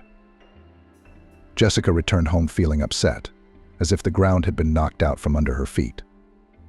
Jessica had had a different picture in her head for 2 years, beautiful, bright, right? but it turns out Bernard was using her. When he found out Jessica was pregnant, the cunning chap realized what this was all about. Liability, child support, a screaming baby, and a tiny one-bedroom, problems for life. Or at least for the first 18 years after the baby is born. Too expensive a price to pay for free housing and not so luxurious munchies. So he ran away. He's probably out of town too. No one's keeping Bernard here. Then Jessica thought about the baby, how she'd raise it. Would she be able to handle it? Would she be able to pull it off? She couldn't know that. But she realized one thing: even though her situation was desperate, this child would still be born to Jessica. There wasn't a soulmate in the world. And here was a daughter. Jessica felt she was going to have a girl. Together they would cope with all the troubles of life. And then there was a difficult, very difficult period. Diploma, the last responsible session, state exams. Jessica studied like a curse from morning till night. Jessica didn't think about Bernard anymore. She just didn't have time. And then the toxicosis hit. Jessica was nauseous and nauseous. She felt dizzy all the time. But no one had canceled her exams, and no one was going to make any favors for a pregnant student. Jessica knew one thing: she had to get that diploma. She couldn't leave everything at the finish line, even though it was very hard to study in such a state. Jessica was happy about one thing: in the antenatal clinic, where Jessica registered for pregnancy. She was told at every appointment that everything was going according to plan. The baby was healthy. It was developing as it should. These words of doctors encouraged the girl and warmed her soul. A few months flew by unnoticeably. The diploma is over. The state exams have been passed with honors. Jessica is happy and proud of herself. She's done it. But what's next? The pregnancy was well past the first half. The belly was still barely visible, just a slight hint. But no one around her had any idea that Jessica was expecting a baby. After defending her diploma, the dean unexpectedly invited the successful student to his office. Jessica was a little surprised by this, went up to the first floor and knocked gently on the door of the dean's office. "Come in," she heard. Jessica saw Jeffrey behind the desk. Always stern and serious, he was smiling broadly now, a cheerful sparkle in his eyes. "You're a great student," he began the conversation. "Your grades have been good all year, and you did well on your final exams. That's why I recommended you to the plant recruiters. They're in need of bright young economists. You know how much they pay." Of course Jessica knew. She never dreamed of ever getting a job there. Those who worked at the factory lived in huge new flats and houses and drove expensive cars. In their town, the phrase factory worker even became a household name. It denoted wealthy people who could deny themselves nothing. Jessica was even a little dizzy from these upcoming prospects. But then a new life stirred in the girl's belly, bringing her mother back to earth. Who needs an employee with no experience, who in a couple of months will go on maternity leave? It's not hard to hide a pregnancy now. You can hardly see your stomach, so it's not a problem. But you'd still have to come clean and face a lot of accusations and let people down. Jessica wasn't capable of that. When she realized that the job was slipping through her fingers, she almost cried. This job could solve all her problems at once. Jessica really wanted to work, to plunge into practice. That was fate. "Jeffrey, there's something I have to tell you about this offer." Jessica still had a faint hope that everything would work out. The dean was going to say that pregnancy was no big deal. You'll work for a couple of months, go on maternity leave, and then return to the factory. Such a promising economist will wait. But the man, having heard the graduate's confession, exclaimed, puzzled. "But how so? Is it a long term or what? Just such offers happen once in a lifetime. It's a shame to miss the chance. Jessica, you're a good economist, you'll make a great specialist, and I can see you need the money. I know your story. That's why I decided to help." Jessica shook her head negatively. She understood everything the dean was saying, but there was nothing she could do about it. And she would never get rid of the baby, even if she hadn't missed the deadline yet. The girl walked home and sobbed to her heart's content, ignoring the passers-by looking back at her. It was better that the offer had never happened. Such prospects, a completely different life. It was hard to turn down a place like this. But Jessica didn't want to cheat, and she couldn't let people down. It wasn't in her nature. Besides, Jeffrey said that she wouldn't have been able to do it, because when hiring employees of the plant undergo a medical examination. So as it happened, it happened. At home, Jessica calmed down, pulled herself together. She's having a baby. She needs to be strong. In addition, before the birth of a daughter, it is necessary to solve a lot of issues. The first financial difficulties were not far off. Now Jessica will not receive a scholarship. She will not be taken to work, either a girl who is about to go on maternity leave. But it's a job in her specialty. And there are other jobs. They do not require high qualifications, and sometimes even official registration. They don't pay much. But Jessica needs something to live on. Not only just to live, she will have to save some amount of money not to work during the period when her daughter will be a baby. Yes, the state provides some allowances for children, but Jessica has already learnt that they are paltry sums. You can't live on that. So Jessica, an excellent student, went to work as a cleaner of entrances in the same homeowners association in which Bernard had once worked as a janitor. The girl cleaned the stairwells in the early morning and late evening, when there were not so many people. The pay was good. By Jessica's standards, she had enough to live on and managed to save a little. Of course, she didn't get rich, but after her grandmother was gone, she was used to saving money, so she didn't worry, especially about that. Physical labor suddenly turned out to be the best sedative. Heavy and sad thoughts were somehow washed out of her head. Jessica even felt joy when, instead of a busy staircase, she saw a shining clean platform in front of her eyes. There was something soothing, even peaceful about it. At the same time, the girl was looking for earnings on the internet. She realized that she would not be able to wield a rag for long. The belly was growing by the day, and by the hour, it was simply impossible to hide it. And of course, it prevented her from bending over and stretching properly. And it was dangerous to carry buckets of water, just in case. And Jessica found another way to earn money, even more successful than the last one. And most importantly, a small child was not a hindrance. It turned out that hundreds of thousands of students across the country do not want to write their own term papers and essays. Downloading ready-made papers is not an option. Teachers have long known them by heart. Yes, and online verification greatly complicates the situation. So there was a demand for people who can write such works for money. And Jessica could do it, and she could do it. She even breathed a sigh of relief when she realized that her university knowledge would help her in such a difficult situation. Jessica quit her job at the homeowners association because she couldn't clean the entrances anymore, and delved into a new job that she really liked. The girl was afraid that during her maternity leave her knowledge would be forgotten, outdated, erased. But now she would be aware of everything that was happening in the economy. Jessica worked and felt how she was pumping her professionalism. This, of course, could not help but please. The girl managed to save enough money to prepare everything necessary for her baby girl nappies. Nappies for the first time, bottles, overalls, raspipens, bathtub. It turned out that the little man needs so much. Jessica even bought a pram. Not a new one, of course, new ones were very expensive. She took a hand on the announcement of a wonderful transport for the princess, a soft pink pram with beautiful flowers on the side. In excellent, by the way, in excellent condition. In due time, little Lillian was born. When the baby was placed on Jessica's chest in the delivery room, the young mum even cried from the accumulated emotions. Now she is not alone. Now she is a mum. It is, of course, very difficult and responsible. But what a joy. The days in the maternity hospital with her little daughter turned out to be an incredibly happy time.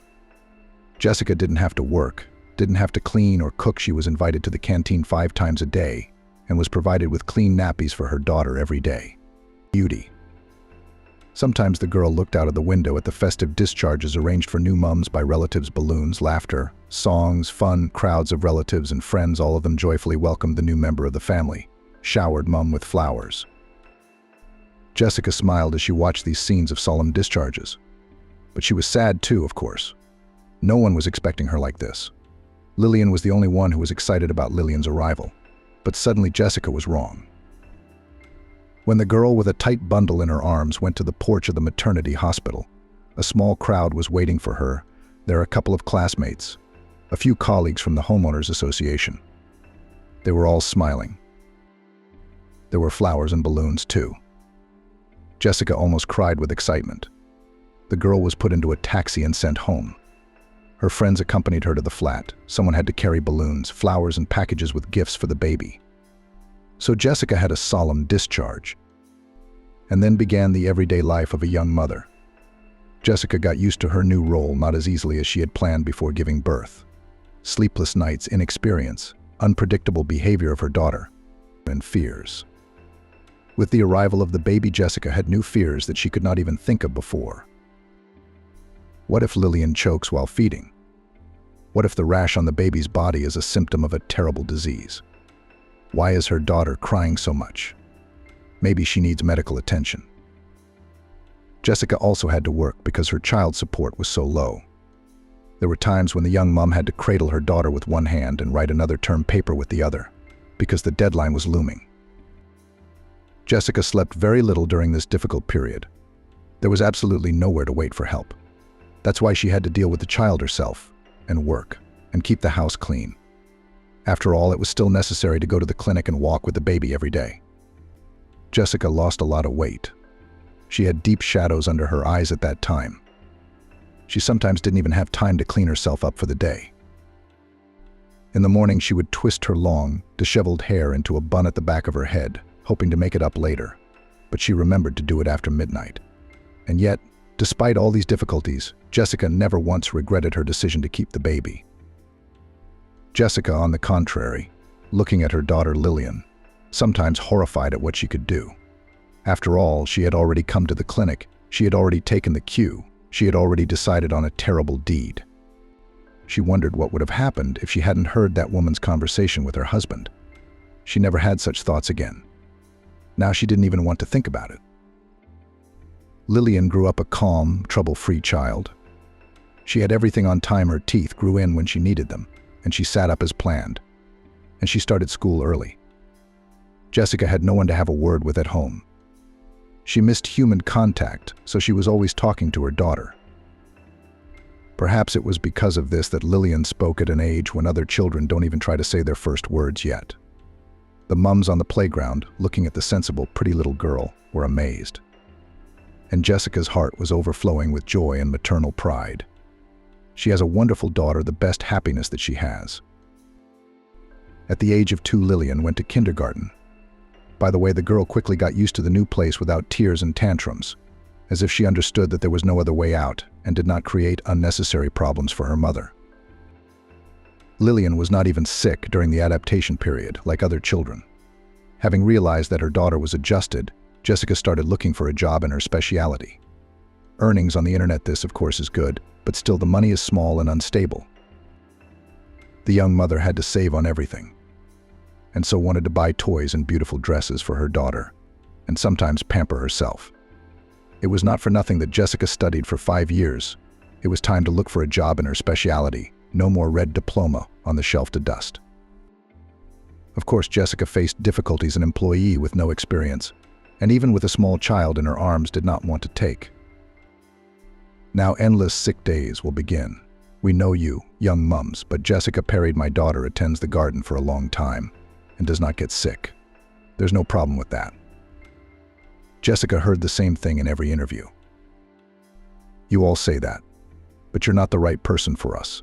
We need someone with experience. You can't do it. Jessica went to interviews like she was going to work and was met with the same rejections everywhere. It baffled her. Where am I supposed to get experience if they won't hire me without it? She once asked a recruiter bluntly. The woman was confused for the first few seconds. That's not my problem. And yet one day luck smiled on the girl. The furniture repair company urgently needed an economist. Salary offered low, so the queue of applicants for this position was not lined up, and the person was needed right now. So Jessica was hired, despite her lack of experience and the presence of a small child. It was not up to such subtleties. Jessica quickly proved herself. She did her work diligently, had time for everything, and also gave her ideas on how to improve accounting. The girl finally got to work in her specialty. The management, of course, quickly appreciated her zeal. The young employee was respected and her salary was even raised. We need such enthusiasts, the boss often said. These praises gave Jessica a pleasant warmth in her soul, A bonus to her favorite job and a good salary was communication with a team of adults. How much the girl missed it all. For 2 years, she talked only with her little daughter Lillian. And hear jokes, joint tea parties, exchange of news and opinions, Jessica missed it all. In the same firm, she met Camilla. They were almost the same age and therefore became fast friends. Camilla often came to visit Jessica and invited her to stay with her. The girl was still living with her parents, so they had a lot of common topics for conversation. True, the opinions of friends on some issues differed, because of which sometimes there were heated arguments. But it was also very interesting and exciting. Life had settled down. Jessica was working, getting good money. Now she didn't have to skimp on food and clothes. Jessica even managed to save up for a summer trip to the sea with Lillian. Luckily for the young mother, Camilla volunteered to go with them. It was a wonderful holiday, which was repeated several times afterwards. Lillian was a joy to behold. She grew up a beautiful girl, very similar to Bernard, but the character and learning abilities of the girl went to her mother. Lillian quickly and effortlessly learned to read, write, and count before school. In kindergarten, she always went with a book. She also drew beautifully. Jessica couldn't get enough of her treasure. But Camilla's personal life was not going well at all. She often went on dates, had easy romances, and then shared with her friend over a glass of wine another disappointment. Maybe I don't need them, these men? Maybe they are all really arseholes. Yours left you with the baby and ran away. I don't know what to say. Jessica shook her head. You know I don't have much experience with these things. Maybe you're right. But Jessica didn't really think so. She knew there were many wonderful men in the world, kind, brave, caring. She just didn't want to argue with Camilla, who was already upset. Of course, Jessica sometimes thought about the fact that she needed her own man, a reliable support, a wall behind which you can hide from the hardships of life, because pulling everything alone is very hard.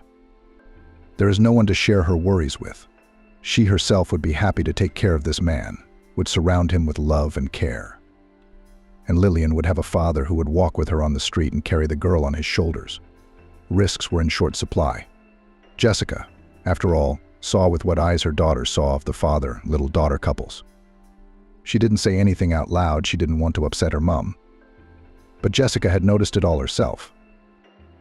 But where to find him, such a prince? And when homework, daughter. Jessica didn't go out much. Sometimes, of course, Camilla took her out to a bar or a cafe. Lillian was old enough to spend a few hours alone. But still, the woman's heart wasn't in the right place during that time. She kept thinking about how her baby was doing. She couldn't relax. Why are you spinning like a frying pan? Camilla was angry. Look at the cool guys at the next table looking at us. They're about to meet us. You know, I should probably get going, Jessica replied. You always do. Camilla shook her head resentfully. Just when something interesting starts, you run right away. Camilla could not fully understand her friend. She herself had not had children yet. She had no idea what it was like to worry about her child. And she didn't know about the worries associated with a child either. By the way, Camilla is still single. She has occasional stormy romances, but they all end the same way. The woman is again disappointed in the next beau. Or he himself, without explanation, disappears over the horizon. When Alex appeared in Jessica's life, she initially did not even want to talk about it to her friend. She had just gone through a difficult breakup and was in upset feelings. And here was Jessica and her happiness. And the perceptive Camilla figured it all out. Are you seeing someone? Well, sort of. How did you know? Your eyes gave you away. Camilla grinned. Come on, spit it out already. Who is he? How did you meet him? Jessica had to tell her friend then. She didn't mind, though. She wanted to share the story with her friend. Especially since the story really did seem like a fairy tale. Jessica always came home at the same time. She would drive from work to school and pick up Lillian from after-school care. Together they would go shopping and then slowly, unhurriedly walk back to their house. Mother and daughter shared the news of the day, discussed plans for the evening. It was a wonderful time. That May evening. At first it was business as usual. Lillian was in a happy frame of mind. A long holiday, a school camp, and a present from her mother for the excellent completion of the first grade. The girl walked beside Jessica, and Jessica smiled, bouncing with the feelings that overwhelmed her. She didn't think to pull her daughter back. Let her have her own fun. And then a man approached them, handsome, young. Expensive brand name clothes gave away his social status. He was looking straight at Jessica and approaching her. There could be no doubt. "Hello, a little embarrassed," said the young man. "You just don't freak out. I just have no idea how to start a conversation. We need to talk." "At least I certainly do." Jessica looked dumbfounded. Lillian looked at the stranger curiously, but without fear. The woman thought she was setting a bad example for her daughter. She had taught her so many times not to talk to strangers, and here she was. But on the other hand, there was nothing to be afraid of. A busy street, crowds of people going about their business. They're certainly not in any danger here. And this stranger evokes feelings other than fear or dislike. He's clearly embarrassed, though usually he's probably confident and self-sufficient. This behavior looks nice enough, and in general an open look, a beautiful smile, a calm voice. Jessica suddenly realized that all this attracted her to the stranger. "This is a man you want to listen to."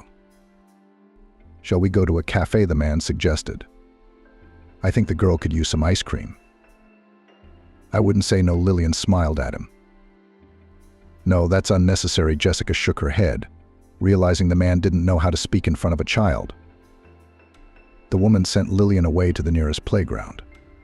Jessica could see exactly what her daughter was doing. The girl was also glancing at her mother, but she couldn't hear her conversation with the stranger now. "So what did you want to talk about?" Jessica asked. The young man introduced himself as Alex and then told her what the matter was. As he narrated, Jessica was surprised, delighted, and tried to hide a happy smile. She felt like the heroine of a romantic comedy. It turns out that Alex dines in this cafe every night after work, and the walls there are transparent, made of thick tempered glass. The man, understandably enough, is looking at the street during dinner. His field of vision includes people hurrying about their business in the evening. Then one day he sees Jessica and her daughter. The easy gait, the kind look in your eyes. You looked at your daughter with such tenderness and looked, well, like Madonna and Child from ancient paintings. I don't know how to explain. Alex was embarrassed and confused. But Jessica certainly understood what the man was trying to say. "Don't think anything of the sort, it's just, I understand you're single now, and we could try to meet up sometime. Go for a walk somewhere to socialize. I'm raising my daughter alone. That's true. But how did you figure that out?" "Just surmised." Alex smiled broadly. It was obvious that Jessica's admission that she was single pleased him greatly. "No ring on my finger. Besides, I've never once seen you with anyone. Just you and your daughter. I've been watching you for a while now, haven't I?" "That sounds frightening," Jessica assured the man. Her heart fluttered with joy. Goosebumps were running up and down her back in droves. The woman tried very hard not to show her feelings and hoped she was succeeding. "Do you live here?" "Lillian and I pass by at this time every day. No wonder you see us all the time." Alex smiled again. "Yes, you're right. That's exactly how it worked out. When I see you, I feel so happy, so warm at heart." "Well, now I said it out loud. That's why I decided to talk to you. I think you're a wonderful person. Not many people like you. And of course, you're very beautiful." Jessica couldn't help smiling. It had been so long since she had been complimented. It had been so long since she had felt delightful and loved. To see the interest in this man's eyes, to feel his sympathy, it was incredibly satisfying. Then the conversation flowed more easily, more naturally. Unnoticeably, Jessica and Alex switched to you. The man was no longer embarrassed or lost. He told a little about himself, asked Jessica a few questions about her life. The rapprochement happened naturally and easily. A little later, Lillian, who was playing on the court, joined them on the bench. She further lightened the mood with her childlike directness. Somehow it happened that Lillian and Alex immediately found a common language. And then there were meetings, dates, sometimes with Lillian, sometimes without her. Jessica was afraid to believe that she had finally met her man. Alex understood her, accepted and respected her opinion, and was always ready to offer help. Jessica felt that if she approached him with a problem, he would immediately solve it, and even happier that he could help. There were doubts, of course. The story of Bernard was still fresh in her mind, though it had been many years since then. Alex is younger. He has a high position in a big company. His parents are very wealthy, after all. Do they need a daughter-in-law like that? And Alex himself? The man is rich, handsome, virtually flawless. He must have a lot of admirers around him. And the man wasn't exactly hiding it. Of course, I've met many women, but you're different from all of them. You're the best. Sincere and honest, a little naive and gentle. There's probably no one like you anymore. I was lucky enough to meet you by chance. Jessica melted at those words. She already loved Alex with all her heart and felt that he had equally strong feelings for her. But Jessica still couldn't believe that a long and serious relationship between them was possible. People around them were adding fuel to the fire. Camila, the master of disappointing men, was especially trying. Those rich guys, they're always looking for the young and beautiful. I've had stories like that. Travis, for example, you remember him, probably a businessman with a cool car, singing "I love you, I can't" in his ears. And then he dumped her. Married his father's partner's daughter. The usual story. You also there especially do not hope, because then it hurts, prophesied Camila. But things didn't turn out the way she predicted. Alex proposed to Jessica. He looked into her eyes with such anxiety when she was confused by the surprise, wondering what to say. Alex had thought at the time that Jessica was formulating a polite refusal. He had admitted it to her himself later. But the woman just didn't know what to do, because she was confused and because she had it firmly planted in her head that they were not a couple. "I love you very much, you know," Jessica finally uttered. "But won't you regret it later? After all, we're far from being equals. And I have a daughter, you know." "You really think so?" Alex marveled. Then he pulled Jessica tightly against him. "I love you. I don't need anyone else. I'm happy I noticed you once. It's the greatest gift of fate." Jessica developed then from the joy and surprise of the touching situation. It felt good to feel so valued and loved. "Well, what about your parents? They won't mind, will they?" Only now Alex realized his omission, smiling. "I should have introduced you to them a long time ago. Then such questions wouldn't have arisen in principle." Alex's parents turned out to be incredibly nice and smiling people. They welcomed Jessica and Lillian so warmly that the woman had no doubts. Alex is not lying. He really wants to be her spouse. Everything will be fine with them. "Children are a great blessing," smiled Kimberly, Alex's mum, looking fondly at Lillian. "She's such a beauty. You have a very good girl." And Lillian reciprocated Alex's parents' affection. If Jessica at first was shy in the company of her mother-in-law, her 7-year-old daughter immediately found a common language with them. She needed her grandparents so much. And Kimberly and Jonathan had long dreamed of grandchildren. And then there was the wedding. Not a lavish gala with lots of guests, but a small family celebration. It was what both the bride and groom wanted. After the wedding, the newly married family Jessica, Alex and Lillian flew to the warm sea. It was a wonderful joint holiday full of sun, fun, pleasant surprises. And then family life began in Alex's large flat. Life somehow quickly settled down. Everything fell into place. After only a couple of months, Jessica felt like it had always been like that. 2 years after the wedding, the family was enriched with 2 new members. Jessica gave birth to twins. Carl and Michael were so funny, so cute. They quickly became everyone's favorite. Kimberly, Jessica's mother-in-law, loved fussing with the babies. The happy grandmother came to the flat of the young family almost every day at first to help her daughter-in-law. After all, 2 babies at once, this is no joke. Often she was accompanied by her husband, Jonathan. He also loved the children and always invented some fun games. When Grandpa came to visit, there was always squealing and laughter in the flat. Jessica enjoyed these visits. Alex turned out to be not only a wonderful husband, but also a caring father. And the man made no distinction between Lillian and his sons. He paid equal attention to all of them. When time passed, the boys grew up and went to kindergarten. Jessica was finally able to return to work. Of course, there was no need for money as before, but the woman loved what she was doing. Besides, she liked the team and socializing. She didn't want to become a housewife at all, although Alex had suggested it to her more than once. Jessica explained her decision to her husband, and he, as always, understood her. She and Alex have been together for 6 years now. These years have changed Jessica a lot. She became more calm, more feminine, more peaceful. How could she not be when she's with someone she never dreamed of? He's so unbelievably good at everything. But now Jessica suddenly runs through the streets of the city after her ideal husband, who apparently is in a hurry to meet his mistress. The woman did not believe Camila's words when she said that she had seen Alex several times in a cafe with a spectacular lady. Jessica felt sorry for her friend. She so desperately wanted what she had: a husband, children, a strong family. Jessica knew that Camila was a little jealous of her and thought that what she said about Alex was either made up or a mistake. But here he is, Alex. Strangely dressed, unshaven, some kind of very tired, going all out, whereas he should be at home with the baby at this time. Here, at last, is the restaurant. The man walked in there. Jessica waited a while to avoid bumping into her husband at the door, then slipped into the establishment as well. The woman chose a far corner table behind a palm tree tub. She could hardly be seen there. It's a cozy vantage point. But Alex, Jessica's husband, was seated at a table against the opposite wall, far enough away to not hear his conversation, but well enough to observe. And yes, Alex wasn't alone. Kimberly, the blonde girl Camila had mentioned, was already waiting for him at the table. She wasn't wrong, it turns out.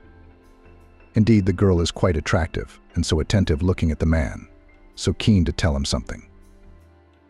Alex answered one-word answers, looked at the interlocutor with interest, nodded in time with her words. His eyes remained somehow very anxious. Probably he was telling his mistress how he was fed up with life with his wife and 3 children. Maybe even complaining that he had to carry someone else's child. All complexes and stereotypes, once tortured, have long been hushed up, but suddenly they have risen again. Only heads were raised. Jessica was desperately jealous of Alex for this talkative beauty. And it also hurt. It hurt that those around her, including Camila, were right. A man like Alex would never be happy with a woman like her, Jessica. He needs someone brighter, more presentable, like this blonde. Alex suddenly lowered his head as if he heard something sad or frightening. The blonde put a hand on his shoulder. A gentle, soothing gesture. The man covered her palm with his. They smiled at each other. Jessica's eyes darkened with emotion. If before this conversation could be written off as a business conversation, now it couldn't be. Alex suddenly got up from his seat and moved towards the smoking room. That seemed strange, too. Alex had never smoked and generally kept to a healthy lifestyle.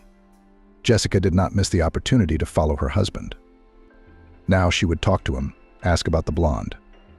Jessica does not intend to wait for the evening, and in such a situation, the man will be confused and will not be able to come up with an excuse or lie on the fly. The surprise effect. Seeing Jessica, Alex glanced at her indifferently at first. Something was wrong with him. Something subtly unfamiliar slid into the features of the man he loved. Was he so changed by the company of his mistress?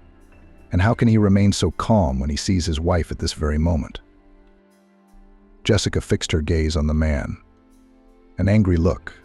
Alex raised his eyebrows in surprise, looking at her face, and suddenly there was a flicker of understanding in his eyes. It was as if he remembered Jessica and recognized her at last. The situation was becoming more and more incomprehensible. Alex, can you explain to me what's going on here? Jessica didn't expect her voice to shake as tears came to her eyes. You must be Jessica, Alex smiled embarrassedly. Only now the woman noticed the deep old scar on the man's temple and the tattoo on his arm. Also, the man seemed to be thinner than Alex. Who are you? Jessica exhaled. She swayed and grabbed the ledge of the wall to keep from falling. The man immediately supported her with care. His movements, his facial expressions, his facial features, everything was exactly like Alex's. And yet it wasn't him. Now, finding herself very close to him, Jessica could see. It was perfectly clear. It's probably for the best, the man smiled. I didn't know how to tell you about myself, even though I found you almost a month ago. I've been living in your town all this time. Bridget and I. She's a private detective. By the way, she's the one who helped me with this search. She and I have been gathering evidence and proof. There's no doubt now. Now comes the hard part. Dating. I don't understand anything Jessica said. It's not surprising. The story is so unique in its own way. Any Indian film could top it. I thought you were my husband. That's understandable. I mean, Alex and I are natural copies of each other. Twin clones. My husband is the only child in the family, Jessica objected weakly. If Kimberly and Jonathan had other children, they would have told me about it. You knew it had taken a long time for the elderly couple to become parents. Alex is a very late and long-awaited child, and he was born alone. I suggest we go to the table. Bridget and I will tell you all about it. Jessica nodded weakly. The blonde raised her eyebrows in surprise when she saw Jessica. But Bridget seemed to recognize her at least. She addressed Jessica by her first name. This is a truly incredible story, Bridget said. It will change your husband's life, and yours, of course. It was Bridget who started the story. A man who looked uncannily like Alex, whose name, as it turned out, was Travis, periodically interjected his lines, adding to it, correcting it. In faraway Florida lived a large family: mom, dad, and 4 children. The couple had no education, no parental support. All their property was a 2-room flat in a dilapidated 2-story barracks on the edge of town. It was a wooden building, shriveled by time, an emergency dwelling. But the large family had no other home in sight. There was a catastrophic lack of money. The head of the family worked part-time. Wherever he could, he would plow a vegetable garden, help someone to re-roof a roof, unload a lorry in a shop. In a word, a laborer. In the morning, he would go out in search of money, and in the evening he would return often drunk, but without money. The mother of the family almost never worked. She had no time. She was pregnant, or with another baby on her hands. It is a joke. For 6 years of life together, the couple managed to produce 4 children, 2 boys and 2 girls. It would seem quite enough, given the initial conditions, even overkill. But the mother of many children was of a different opinion. Firstly, the children were paid an allowance. Secondly, having a baby in her arms, you could legally not work. Her husband all dreamed that when the younger ones grow up, his wife will help him in making money for the family. But his other half had other plans. And in general, the woman loved children, especially when they are very young, touching, chubby as kittens' lumps that smell so nice. How could she deny herself this pleasure? In general, contrary to the expectations of the head of the family, my wife got pregnant. For the 5th time, she twisted her arm round my finger, saying something about safe days. Women can do it when they want to. The husband despaired when he learned he was about to become a father again. It was too much to wait for another one. And then there were suspicions that there was more than one child under his wife's heart. Something suspiciously fast-growing belly this time. The mother of many children did not go to ultrasound. There was no money, and she had not registered before. Only to fray her nerves, to go to the counseling center for nothing. No, the lady was already experienced. She knew that it is most convenient to surrender to doctors on the eve of childbirth, but experienced acquaintances unanimously assured twins. The old lady on the ground floor, a former midwife. It was 2 heads in the belly of the pregnant woman felt. Twins. I'm telling you for sure. The neighbor said authoritatively. I'm never wrong. The woman smiled happily, and her husband clutched his head. And twins, too. At that time, the father of many children found a good part-time job tending the bushes in the house of a wealthy businessman, Jonathan. He was famous in town. Every dog knew that he owned a chain of restaurants and cafes. The man was lucky enough to get a seasonal part-time job with him. Jonathan paid well, didn't take any offense. The work was not dusty, simple. And what a magnificent house. And the garden, it was a pleasure to work in it. People lived, but the rich couple didn't look happy. And the new gardener quickly found out the reason. It turns out that the couple could not become parents. It didn't work, that's all. Some kind of health problem for the wife. The father of many children then still grinned to himself. His wife would have such problems. The businessman took his wife everywhere, where she was not only treated, but the result nothing. And such things happen. One day the wife of the owner could not stand it and burst into tears right in the garden. Jonathan clumsily consoled her, trying to find words. It was then that the father of many children had the idea. He waited until Jonathan was alone and approached him with a proposal. "You can't have a baby. I've got 4 on the shop floor, and I've got twins on the way. Where can we put them? We can't afford them. So maybe we'll give you the kids at a fair price. My wife hasn't registered with the doctors, so the babies don't even exist on paper. What do you think?" Jonathan was outraged at first, shouted at the gardener. But a couple of days later, he called him in for a serious talk. It turned out that the businessman discussed the proposal with his wife, and she happily seized the opportunity to become a mother of newborn twins. That evening, the head of the family returned to his native Barak in high spirits. You bet he made such a deal and got rid of unnecessary children. And he'll make money. Besides, at least one of his descendants would live like a human being. The man even envied the unborn twins a little. Lucky kids, but his wife suddenly objected. "What do you mean? Give the children away. They are my relatives. I feel them. I'm already waiting for them. I won't give my kids to anyone. Let them take a child from an orphanage," the woman insisted. Children in orphanages are often from dysfunctional families with various health problems. Our babies will be born perfectly healthy. And then, just imagine what opportunities will open before them in such a rich home. And in an orphanage, they'll have a very different life. But my wife was stubborn. "No, I won't. I won't give up my children." The husband wasn't about to give up on his plan. He told Jonathan about the problem. He said his wife didn't want to part with any of the children. And then the businessman voiced a plan that could only be implemented by such an influential and rich man. When the time came for the young woman to give birth, 2 twin boys were born in the local maternity hospital. The woman in labor was a little surprised the staff had not shown her so much care and attention in previous times. "Don't worry. It's because you have twins," the midwife reassured her. "Twins always get special treatment. Everything will be fine." But the midwife was wrong. In the morning, the mother of many children was given only 1 son to feed. The second one did not survive the night, she was sadly told. In fact, the baby had been secretly handed over to Jonathan's family. That was the plan he had proposed to the gardener.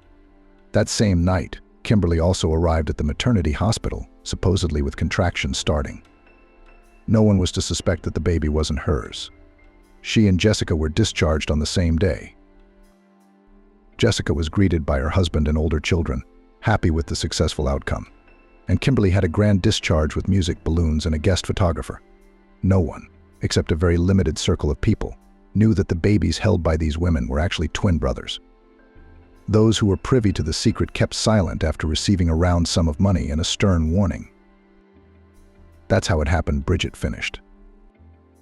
Alex ended up in Jonathan's family, and Travis was separated from his blood relatives. But not for long. After a couple of years, all the children from that family were taken away by the guardianship authorities. At that time, Travis was already an older brother, and another girl was born. So I grew up in an orphanage, Travis continued. I wouldn't say my childhood was very hard. We had a good life, peaceful. We were brought up, educated. I graduated from the College of Mathematics and Computer Science. Now I work as a programmer.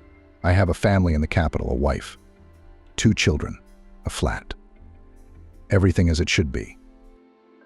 Jessica flapped her eyes confusedly, looking at Travis. What a story. Really like a fairy tale. How would Alex feel about it? Good thing she was the first to know she could prepare her husband. It'll be a real shock for him, won't it?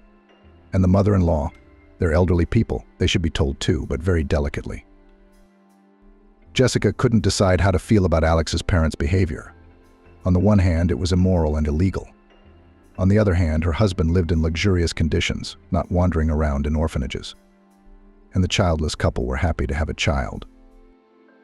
My mother sometimes visited me at the orphanage, Travis continued. I guess she loved children, but she was just irresponsible. She brought me cheap candy, stroked my head. We didn't starve at the orphanage, of course, but I waited for those visits and sweets like manna from heaven. Because it is important for every child to know that he is loved. Growing up, Travis did not abandon his mother, helped her with money, tried to treat her. She drank heavily. Because of this, father died early. But the son could not perform a miracle and change his mother. He only had to support her and watch her sink and lose her human form. One day the woman became seriously ill. Liver problems began, not surprising after years of alcoholism. Travis visited his mother in the hospital, bought medicines, but the doctors didn't give a single chance. The days were running out. The elderly woman realized this and one day told her son Travis, the only one of the children who had not abandoned her. This story of twins, a wealthy family and a child given to a childless, wealthy couple. The husband had once revealed the truth to his wife, after another feast, explained where he had suddenly got a large sum of money from back then. More than 20 years have passed, so the woman was not particularly surprised by that story, but of course remembered the story of her husband. She was even happy for her son, who now lived like a prince, without needing anything. She praised her husband for his decision. The mother wanted to find Jonathan's family just to have a look at the other twin. But the businessman and his family moved somewhere almost immediately after they got the baby. Jonathan sold the business, the house, the property, and seemed to disappear. As I found out later, he started a new life in another city, bought a completely different business, settled in a new place. That is, right here, Travis said. Jessica felt a mixture of feelings: surprise, joy, anxiety, and relief. Relief that Alex was faithful to her and not making things up. But what a shock to their entire family. Alex will probably be happy to hear the news about a twin, because he has dreamed of a brother since childhood. It was his only wish, which his parents could never fulfill. I was happy when I heard my mother's story, too, Travis continued. She was gone the next day, by the way. If she'd kept quiet, she would have taken that secret to her grave. But now I knew I had a twin brother. And I was determined to find him at any cost. I'd kept in touch with my other siblings all along, all of whom had grown up to be decent people, educated, with families. But a twin brother, your exact copy, your natural clone, that's a whole other thing. Travis hired private investigator Bridget. Bridget got to work and very quickly got on the trail. Jonathan Smith, was that difficult? The girls smiled. They'd moved away from Alex's birth family, of course, but they hadn't done much to cover their tracks.